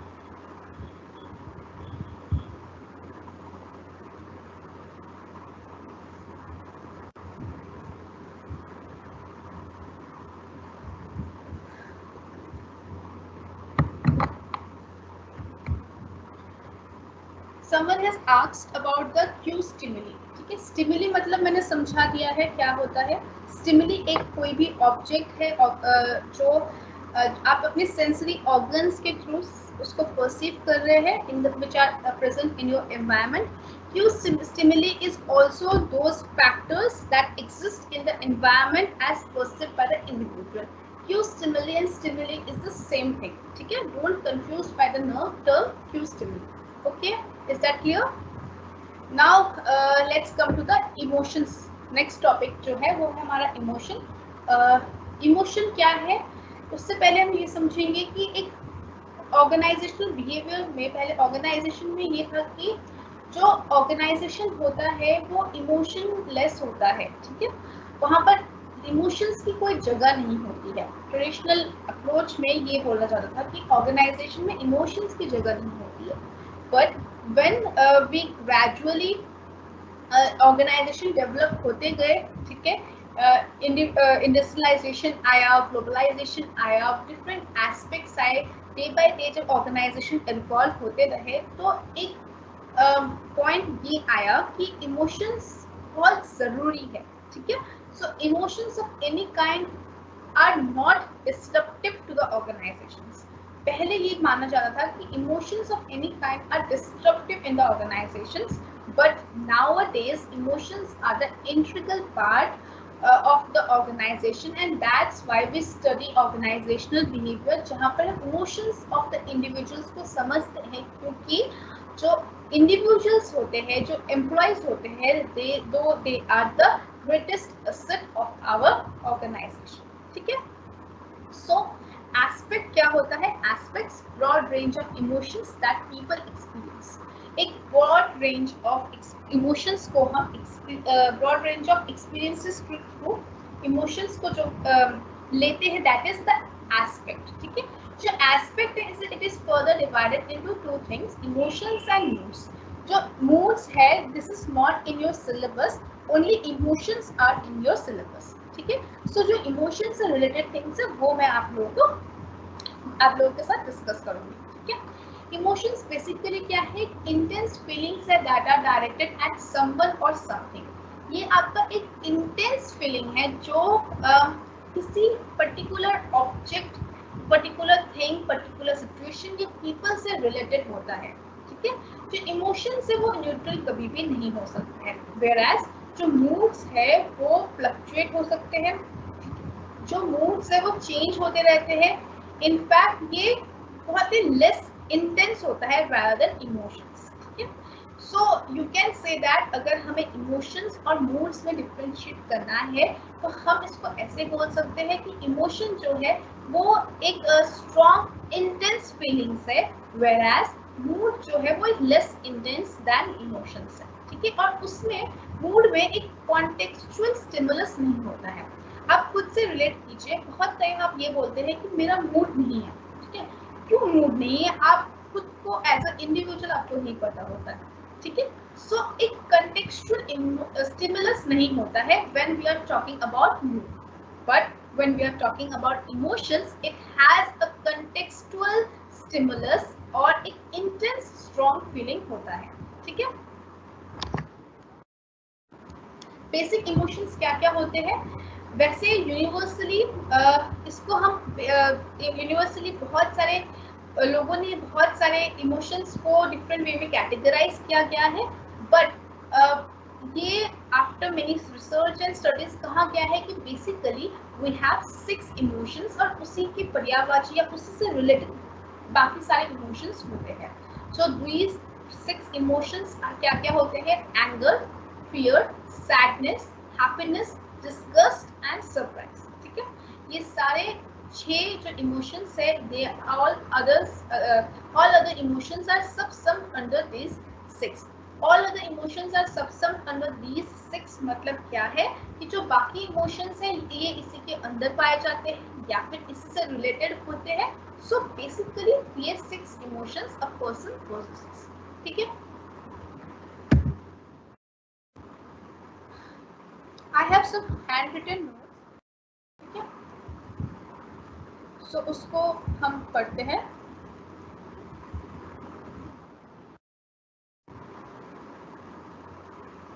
हाँ, सो ये जो हैंड रिटन थोड़ा अनक्लियर, मैंने वो थोड़ा PDF स्कैन करते वक्त थोड़ा प्रॉब्लम हो गया, थोड़ा हो गया, आई गेस विजिबल होगा आप लोगों को। इमोशन जो वर्ड है वो एक्चुअली डेराइव हुआ है लैटिन वर्ड इमोरियर which means to excite. Emotions to excite. ठीक है, emotion can thus be understand as a agitated or excited state of our mind and body। Emotion क्या है? एक एजिटेटेड या फिर excited state of our mind है। Whether we are happy, whether we are angry, whether we are feeling disgust, everything is agitated or excited state of our mind। ठीक है, emotion is an affective experience of one undergoes during extensive excitement। Emotion क्या है? जब एक excitement होता है, weather एक angerness हुआ, डिस्गस्टिंग फील हो रहा है, कुछ हो रहा है जो आपके इनर स्टेट ऑफ माइंड या बॉडी से रिलेटेड है, that leads to the emotion. ठीक है, it is a complex affective experiences that involves diffuse physiological changes and can be expressed overtly in characteristic behavior patterns। Emotions leads to the change in a characteristic behavior patterns। आपके जो behavioral patterns है उसमें emotions के वजह से differences आ सकते हैं। ठीक है, emotions play quite a significant role in guiding and directing our behaviour. हमारे बिहेवियर को गाइड करने और डायरेक्ट करने में इमोशंस का एक बहुत क्रूशियल रोल होता है। ठीक है, we can say that many times they seems to dominate us in such a way that we have no solution other than behaving as they want us to do. जो emotions है इतने कभी कभार powerful हो जाते हैं कि हम उन्हीं के इमोशंस के अकॉर्डिंग हम अपने एक्शंस को दिखाते हैं, ठीक है. Therefore, we can define emotion as an excited state of mind which is created either by coming into contact with a person or a thing or as a result of any thought, imagination or memory, and for which various physical reactions and tendencies of particular actions are found in the individuals.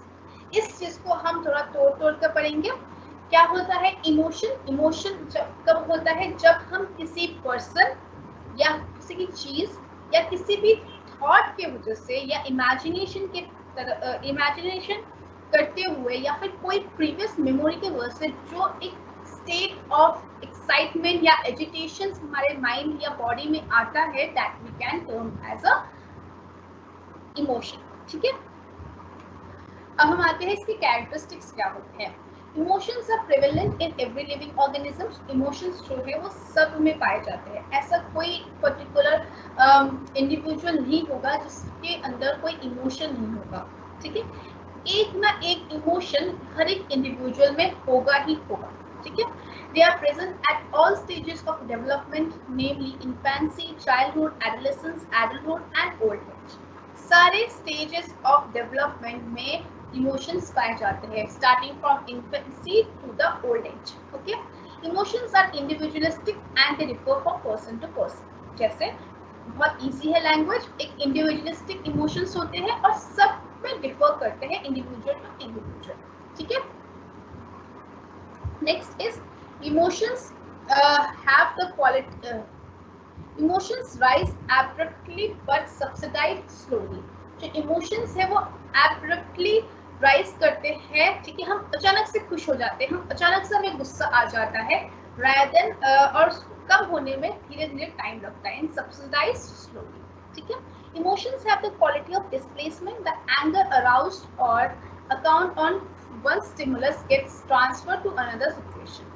हम किसी एक बात पर गुस्सा होते हैं, उसकी वजह से हमारा जो इम्पैक्ट है वो दूसरे काम पर भी पड़ता है. So emotions have the quality of displacement, मतलब यहाँ से दूसरे चीज में भी थिंग प्लेस में भी या इमेजिनेशन में भी उस इमोशन का इम्पैक्ट पड़ता है. So it has the quality of displacement, ठीक है. Another characteristics of emotion is that one emotion can give birth to number of similar emotions. एक emotion number of similar emotions दे सकते हैं. There is a negative correlation between the upsurge of emotions and intelligence. Under emotional experiences, the reasoning and thinking powers are decreased. जब हम emotional experience करते हैं तब हमारा reasoning and thinking power decrease होता रहता है, ठीक है. So that is why it is said that it has a negative correlation. It has a negative relationship or correlation between the upsurge of emotions and intelligence. जैसे आपके emotions बढ़ते रहते हैं, आपकी इंटेलिजेंस लेवल कम होते रहते हैं. अगर आप बहुत गुस्सा होंगे उस वक्त आपकी रीजनिंग एंड थिंकिंग पावर बहुत कम होगी, ठीक है.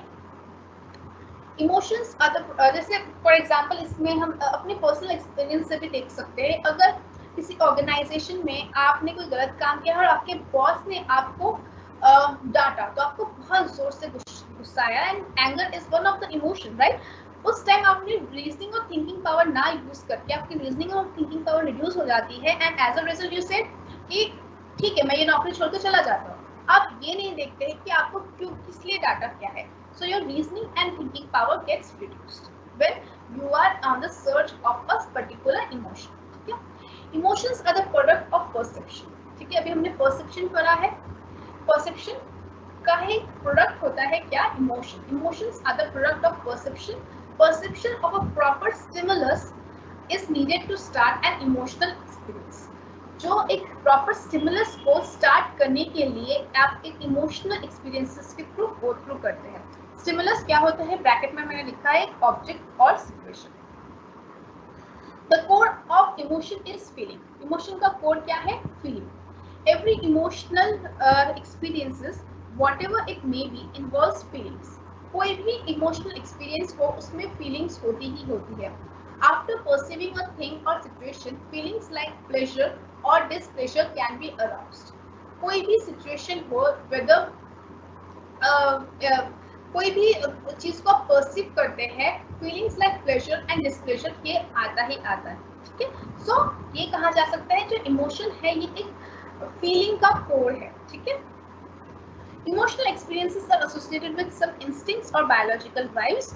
जो इमोशनल एक्सपीरियंसेस है वो कुछ इंस्टिंक्ट्स और बायोलॉजिकल ड्राइव्स से एसोसिएटेड होते हैं। Emotions bring physiological changes in the organisations. Some of the changes express themselves as overt behavior which can easily be observed. For example, flushed cheeks, choke in the voice, the beating of the heart, changes in the circulation of blood, impact of the digestive system, changes in the functioning of some glands, etc.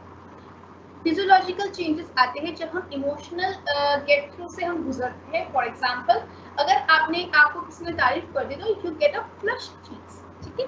Similarly अगर आपको बहुत गुस्सा आया, ठीक है, then there is a high chances that your circulation of blood and heart will increase. या फिर आप बहुत डिस्गस्ट फील कर रहे हैं तो there is some changes in the functioning of some glands. तो इस टाइप के फिजियोलॉजिकल चेंजेस हम देखते हैं in an individual when we are getting through the emotions, ठीक है।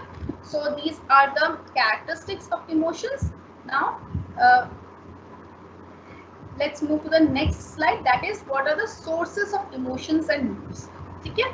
इमोशंस के क्या क्या सोर्सेस होते हैं? फर्स्ट है जेंडर। जेंडर के अकॉर्डिंग इमोशंस डिफर करते हैं। कैसे? जैसे एक यंगर एज के इंसान में ज़्यादा इमोशंस कम इमोशंस होते हैं rather फॉर एग्जाम्पल कोई एक पर्टिकुलर सिचुएशन में if a person having an age group between 30 to 40 is seeing a person, a old age person, तो वो इतने sympathize feel नहीं करेंगे rather than a person who is in the age group of 70 to 80, he will sympathize more with that particular group, ठीक है। तो gender के according भी इमोशंस का सोर्सेस होते हैं। Next is according to age. Age के अकॉर्डिंग, जैसे ये भी एज के अकॉर्डिंग डिफर करता है। जेंडर के अकॉर्डिंग, सॉरी ये जो मैंने कहा लास्ट वाला, that is depend upon age. अब जेंडर के अकॉर्डिंग कैसे? जैसे कहा जाता है कि women are more emotionally driven towards the family rather than the gents, ठीक है। तो जो वुमेन होते हैं उनमें ज़्यादा इमोशंस भी होते हैं, वो इमोशनली ज़्यादा कनेक्टेड भी होते हैं अपने फैमिली पर, अपने पेरेंट्स को लेकर। सो जेंडर के अकॉर्डिंग भी इमोशंस डिफर करते हैं। पर्सनालिटी के अकॉर्डिंग भी इमोशंस डिफर करते हैं। किसी की पर्सनालिटी बहुत हेरिडिटरी वाइज उनके फैमिली में एंगर इश्यूज होते हैं, तो फिर इसकी वजह से वो दैट पर्सन, उसकी पर्सनालिटी भी एंगर वाली होती है, तो उसकी वजह से इमोशन भी एंगर इमोशंस ज़्यादा होते हैं। टाइम के अकॉर्डिंग भी इमोशंस डिफर करते हैं। जैसे मॉर्निंग पर्सन जो होते हैं उनको जो मॉर्निंग में उनको बहुत ज़्यादा हैप्पीनेस मिलता है, ठीक है। तो टाइम के अकॉर्डिंग भी इमोशंस एंड मूड्स डिफर करते हैं। इनफैक्ट स्ट्रेस के अकॉर्डिंग भी इमोशंस डिफर करते हैं। अगर आप किसी वर्क को लेकर बहुत स्ट्रेस है, then emotions is directly influenced over that, ठीक है। Similarly, relaxation, sleep, जब आप relaxed हैं तब आपका emotions differ होते हैं rather जब आप बहुत active होते हैं। Similarly, जब आप exercise करते हैं तब आपका emotion differ होता है rather when you are in a stagnant time। वैसे ही similarly जब आप कोई social activities कर रहे हैं, कोई sport activities कर रहे हैं, तब आपकी emotions differ करते हैं। So these are the sources of emotions and moods, ठीक है।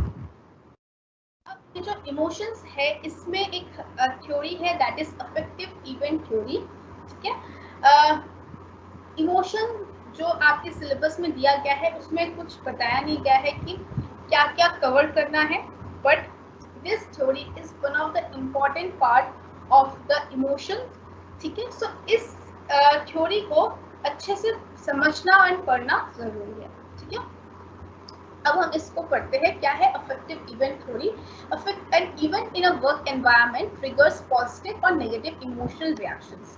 अब जब एक ऑर्गेनाइजेशन में काम कर रहे हैं तब उससे एक पॉजिटिव या फिर नेगेटिव इमोशनल रिएक्शन सबसे पहले डेवलप होता है, ठीक है, या फिर क्रिएट होता है। Emotions can influence a broad range of work variable. The active affective event theory offers the message that emotions and moods affect work attitude, behavior and in turn performance. ठीक है, इस थ्योरी के according आप एक organisation में काम कर रहे हैं, एक वर्क एनवायरनमेंट में काम कर रहे हैं, जिससे इमोशनल रिएक्शंस हो सकते हैं that can be either positive और द नेगेटिव रिएक्शन. ठीक है, एक आप ऑर्गेनाइजेशन में काम कर रहे हैं, एक वर्क एनवायरनमेंट में काम कर रहे हैं, that can triggers due to an event or due to a person, due to a thing, a negative or a positive emotional reactions, which can affect the work events, that is your daily events or daily uplifts. जो आपके work events है उसको affect करते हैं आपकी emotional reactions. ठीक है, and these work events are associated with the work environment. Work environment क्या होता है, आप किस प्रकार का काम कर रहे हैं, the characteristics of job, आपका जॉब क्या डिमांड कर रहा है, that is jobs demands, and the emotional labor requirements. उस काम को करने के लिए आपका क्या emotions लगना चाहिए, that emotional labor requirements are the work environment. ठीक है, so for that in between इस work environment, इस emotions को चाहिए, emotions रखने के लिए you have to come across the personal predispositions, that is through personality and mood. ठीक है, and this as a result will develop whether you are satisfied with your job, that is job satisfied, and it will impact your job performance.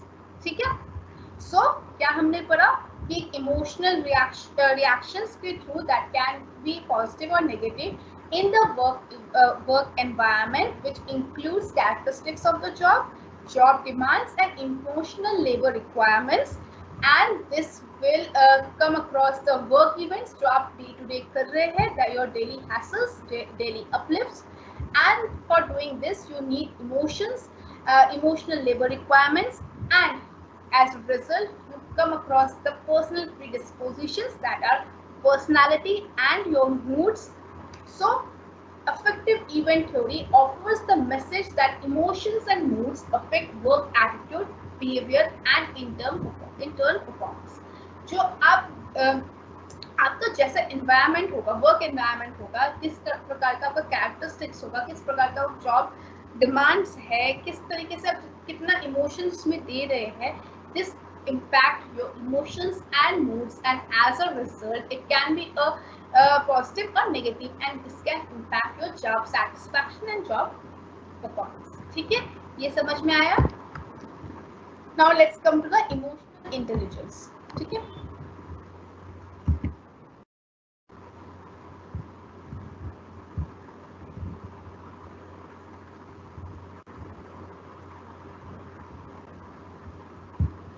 Emotional intelligence क्या होता है? ये एक आजकल एक बहुत ही डेवलपिंग कंसेप्ट है, न्यू कंसेप्ट है, इमर्जिंग कंसेप्ट है. ठीक है, in a last few 10-15 years this concept has evolved tremendously. ठीक है, इमोशनल इंटेलिजेंस को अगर हमें समझना है तो हम आम भाषा में ऐसे समझ सकते हैं कि एक ऐसा व्यक्ति जिसको अपना इमोशन कंट्रोल करना आता है, साथ ही साथ वो दूसरे के इमोशन को समझता है, इसको हम इमोशनल, ऐसे इंसान को इमोशनल इंटेलिजेंट पर्सन कहेंगे. फिर से समझिए, इमोशनल इंटेलिजेंस किसको कहते हैं? इसको एक ऐसे व्यक्ति को कहते हैं जिसके पास ये कैपेसिटी है जो कि अपने जो इमोशंस है उसको कंट्रोल कर सके, साथ ही साथ दूसरों के इमोशंस को भी समझ सके. इसको हम डेफिनेशन के थ्रू समझते हैं. क्या कहा गया है? इमोशनल इंटेलिजेंस में be defined as the capacity to reason with emotion in 4 areas: to perceive emotion, to integrate it in thought, to understand it and to manage it. हम एक इमोशन को कैसे परसीव कर रहे हैं, उसको कैसे इंटीग्रेट कर रहे हैं विद आवर थॉट, और उसको कैसे अंडरस्टैंड करके उसको हम मैनेज करें, that is the emotional intelligence. ठीक है, जैसे अचानक से किसी ने आपको कुछ बोल दिया एंड अचानक से आपको गुस्सा आ गया, तो you are not a emotionally intelligent person. लेकिन अगर you know how to control your anger, how to control your emotions, then you are a emotionally intelligent person. ठीक है. A person will be termed emotionally intelligent if he is able to identify and perceive various types of emotions in others through face reading, body language and voice tone. अगर आप किसी भी इंसान को, किसी भी इंडिविजुअल को आइडेंटिफाई करके और ये समझ पा रहे हैं कि उसका क्या इमोशन है, कैसे, उसका फेस रीड करके, उसके बॉडी लैंग्वेज के थ्रू और वॉइस टोन के थ्रू. बॉडी लैंग्वेज जैसे हाथ के एक्शंस के थ्रू, वो घबरा रहे हैं तो हाथ कांप तो नहीं रहे हैं, इस टाइप की बॉडी लैंग्वेज, फेस रीडिंग करके, वॉइस टोन देकर you are perceiving the other person's emotions, so you are a emotionally intelligent person. या फिर सेंस हिज ओन फीलिंग्स, साथ ही साथ sense his own feelings and emotions, अपने फीलिंग्स और emotions को भी समझ पा रहे हैं और उस पर कंट्रोल रखना भी आ रहा है. Incorporate the perceived emotions in his thought, that is using his emotions in analyzing, problem solving, decision making. अपने जो इमोशंस है उसको अपने थॉट प्रोसेस में इंटीग्रेट करना, कैसे करना, उसको एनालाइज करना, उससे प्रॉब्लम सॉल्विंग में हेल्प करना एंड डिसीजन मेकिंग में उसको यूज करना, that comes under the emotionally intelligent person. ठीक है. An emotional intelligent person वो भी होता है who exercise proper control and regulation over the expression and use of emotions in dealing with himself or others so as to promote harmony and peace. एक emotionally intelligent person वो भी होता है जो अपने जो फेशियल एक्सप्रेशन है उसको अपने इमोशंस से कंट्रोल करके रख सके. जैसे अगर मैं किसी बात पर बहुत खुश हूँ, for example someone is very bad for my team, ठीक है, वो एकदम टीम वर्क में काम नहीं करता, वो हमारे काम को हैम्पर करता है, and the organization decided that they will terminate that person. लेकिन if I am an emotionally intelligent person, तो मेरी क्या ड्यूटी बनती है कि मैं अपने एक्सप्रेशन में मैं वो चीज़ ना लाऊं कि मैं बहुत खुश हूँ. मैं अंदर से बहुत खुश हूँगी, मेरे इमोशंस है कि मैं बहुत खुश हूँ क्योंकि वो हमारे काम को हैम्पर कर रहा है, लेकिन मैं अपने फेशियल एक्सप्रेशन से वो नहीं दिखा रही हूँ. ठीक है. So that is facial expression या बॉडी लैंग्वेज, इसके थ्रू मैं नहीं दिखा रही हूँ. So I am a emotionally intelligent person. ठीक है. So I am dealing with myself so as to promote harmony and peace. Emotional intelligence is highly essential for building an acceptance personality in the society. एक acceptable personality create करने के लिए, society में एक acceptable personality create करने के लिए emotional intelligence बहुत जरूरी है. बट ये जो इमोशनल इंटेलिजेंस है वो रेयरली किसी में होता है. ठीक है. मतलब 100 में एक इंसान इज इमोशनली इंटेलिजेंट. ठीक है. Who has that control over his or her emotions, as well as he can understand the others emotion, he can perceive the others emotion through the face reading, body language and voice tone. ठीक है. It is the ability to identify, assess and control the emotions of oneself, of others and of groups. ठीक है, जो कि मैंने कहा. ठीक है. Now, Goleman views emotional intelligence as a set of competencies, namely self-awareness, self-regulation, motivation, empathy and social skills. This is important for your exam point of view. अगर emotional intelligence आता है, जो कि आने के chances है short note में, क्योंकि ये एक evolving, emerging topic है. So you have to write about what is emotional intelligence, what is an emotionally intelligent person, and what the Goleman has suggested. What are the set of competencies required by for emotional intelligence. ठीक है. 5 set है, that is self awareness, self regulation, motivation, empathy and social skills. self awareness मतलब आपको अपने emotions के बारे में पता है. ठीक है. You are emotionally aware, you know how to accurately assess yourself, you are self confident, then you can term yourself as a self aware. ठीक है. next set है according to Goleman, self regulation. Self regulation मतलब you have a self control about your emotions, you have trustworthiness, you are conscious about yourself, your emotions, you know how to adapt yourself in different environments, different working environments in an organization, and you are innovative. Then you can term yourself as a self regulatory person. ठीक है. Another set है motivation. Motivation मतलब you have a achievement drive, you are committed towards your work, you take initiatives in the work, and you have very optimistic point of view, optimistic thinking, optimistic standout when dealing with a certain task or jobs. Okay, so you are self motivated, and this is the third set for the emotional intelligence as laid down by Goldman. ठीक है, फिर fourth में क्या आता है हमारा empathy.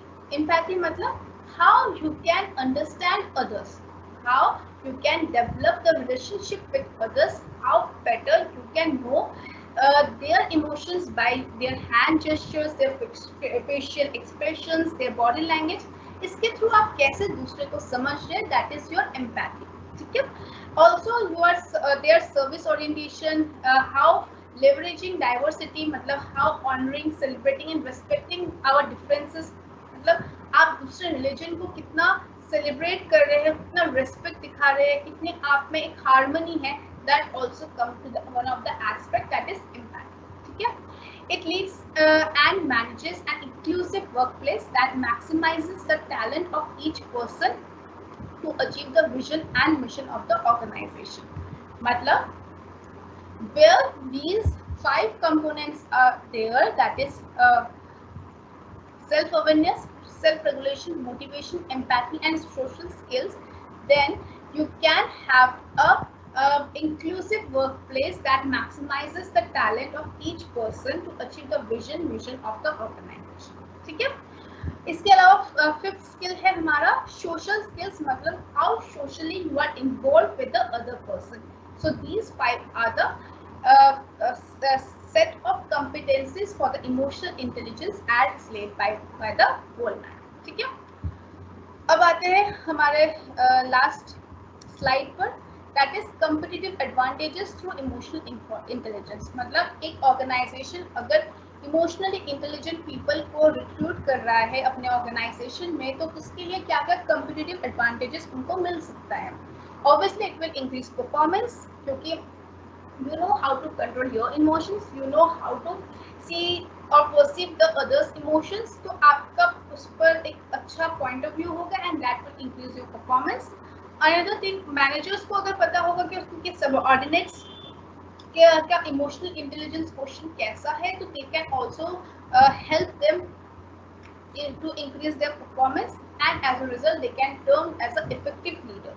इससे more teamwork होता है, साथ ही साथ एक ट्रस्ट क्रिएट होता है, initiative and infectious enthusiasm result in quality customer service. एक क्वालिटी कस्टमर सर्विस भी क्रिएट किया जा सकता है, क्योंकि you are a emotionally intelligent person and you know how your customers is perceiving you. मतलब आपके कस्टमर्स किस चीज को बोल रहे हैं, किस चीज को ना बोल कर भी आपको जताना चाह रहे हैं, वो आप समझ पा रहे हैं. ठीक है, so you are creating a quality customer services. ठीक है, और एक इमोशनल इंटेलिजेंट पर्सन इनोवेटिव भी होता है, तो you as a result the organisation will have enhanced innovation and they have the courage and resilience in terms of adverse environment. If in any time कोई ऐसा सिचुएशन आता है organisation में, कोई ऐसा थ्रेट या चैलेंजेस आता है that can hamper the organisational success, वहाँ पर अगर इमोशनली इंटेलिजेंट पर्सन्स है,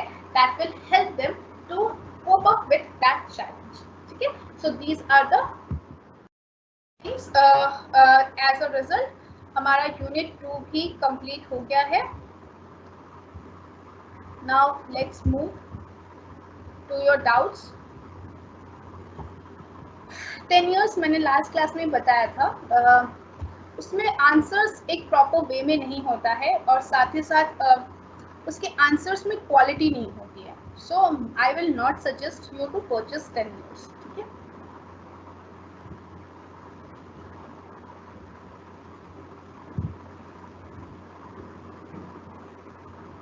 I have explained the Q stimuli, Pragya Agarwal.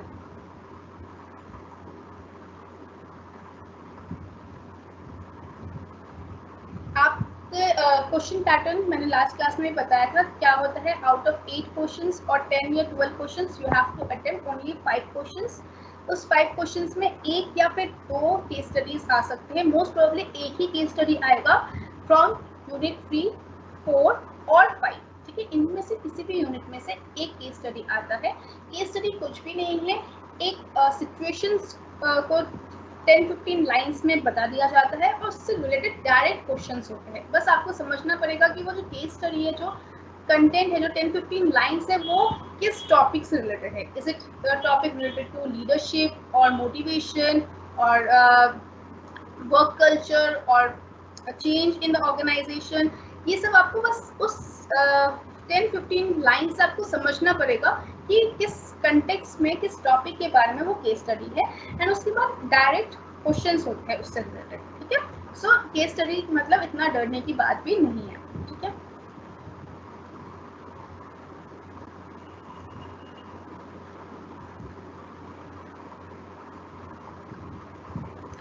Yes, obviously pass obviously हो जाओगे सागर।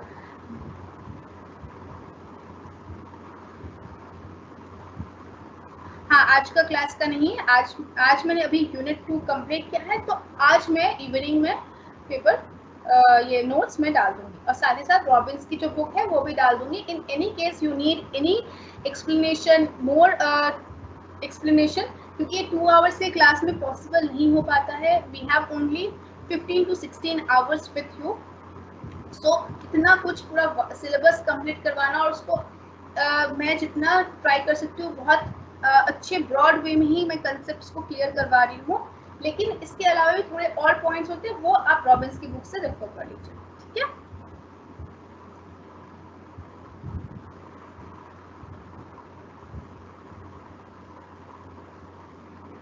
Thank you Bhanu. Mohit, if I keep it slow then syllabus complete नहीं होगा। तो आप लोग क्या चाहते हैं, सिलेबस ना कंप्लीट हो तो फिर it will hamper your studies, right? So that's why I am keeping it in a proper way. So that's all for today. I hope you don't have any more doubts. मैं unit 2 के आज ही मैं आप लोगों को send कर दूंगी, and notes ये जो है रॉबिन्स की बुक भी आज ही सेंड कर दूंगी। That's all for today. Tomorrow we have class at this time only from 3 to 5. So let's see you then tomorrow. Thank you.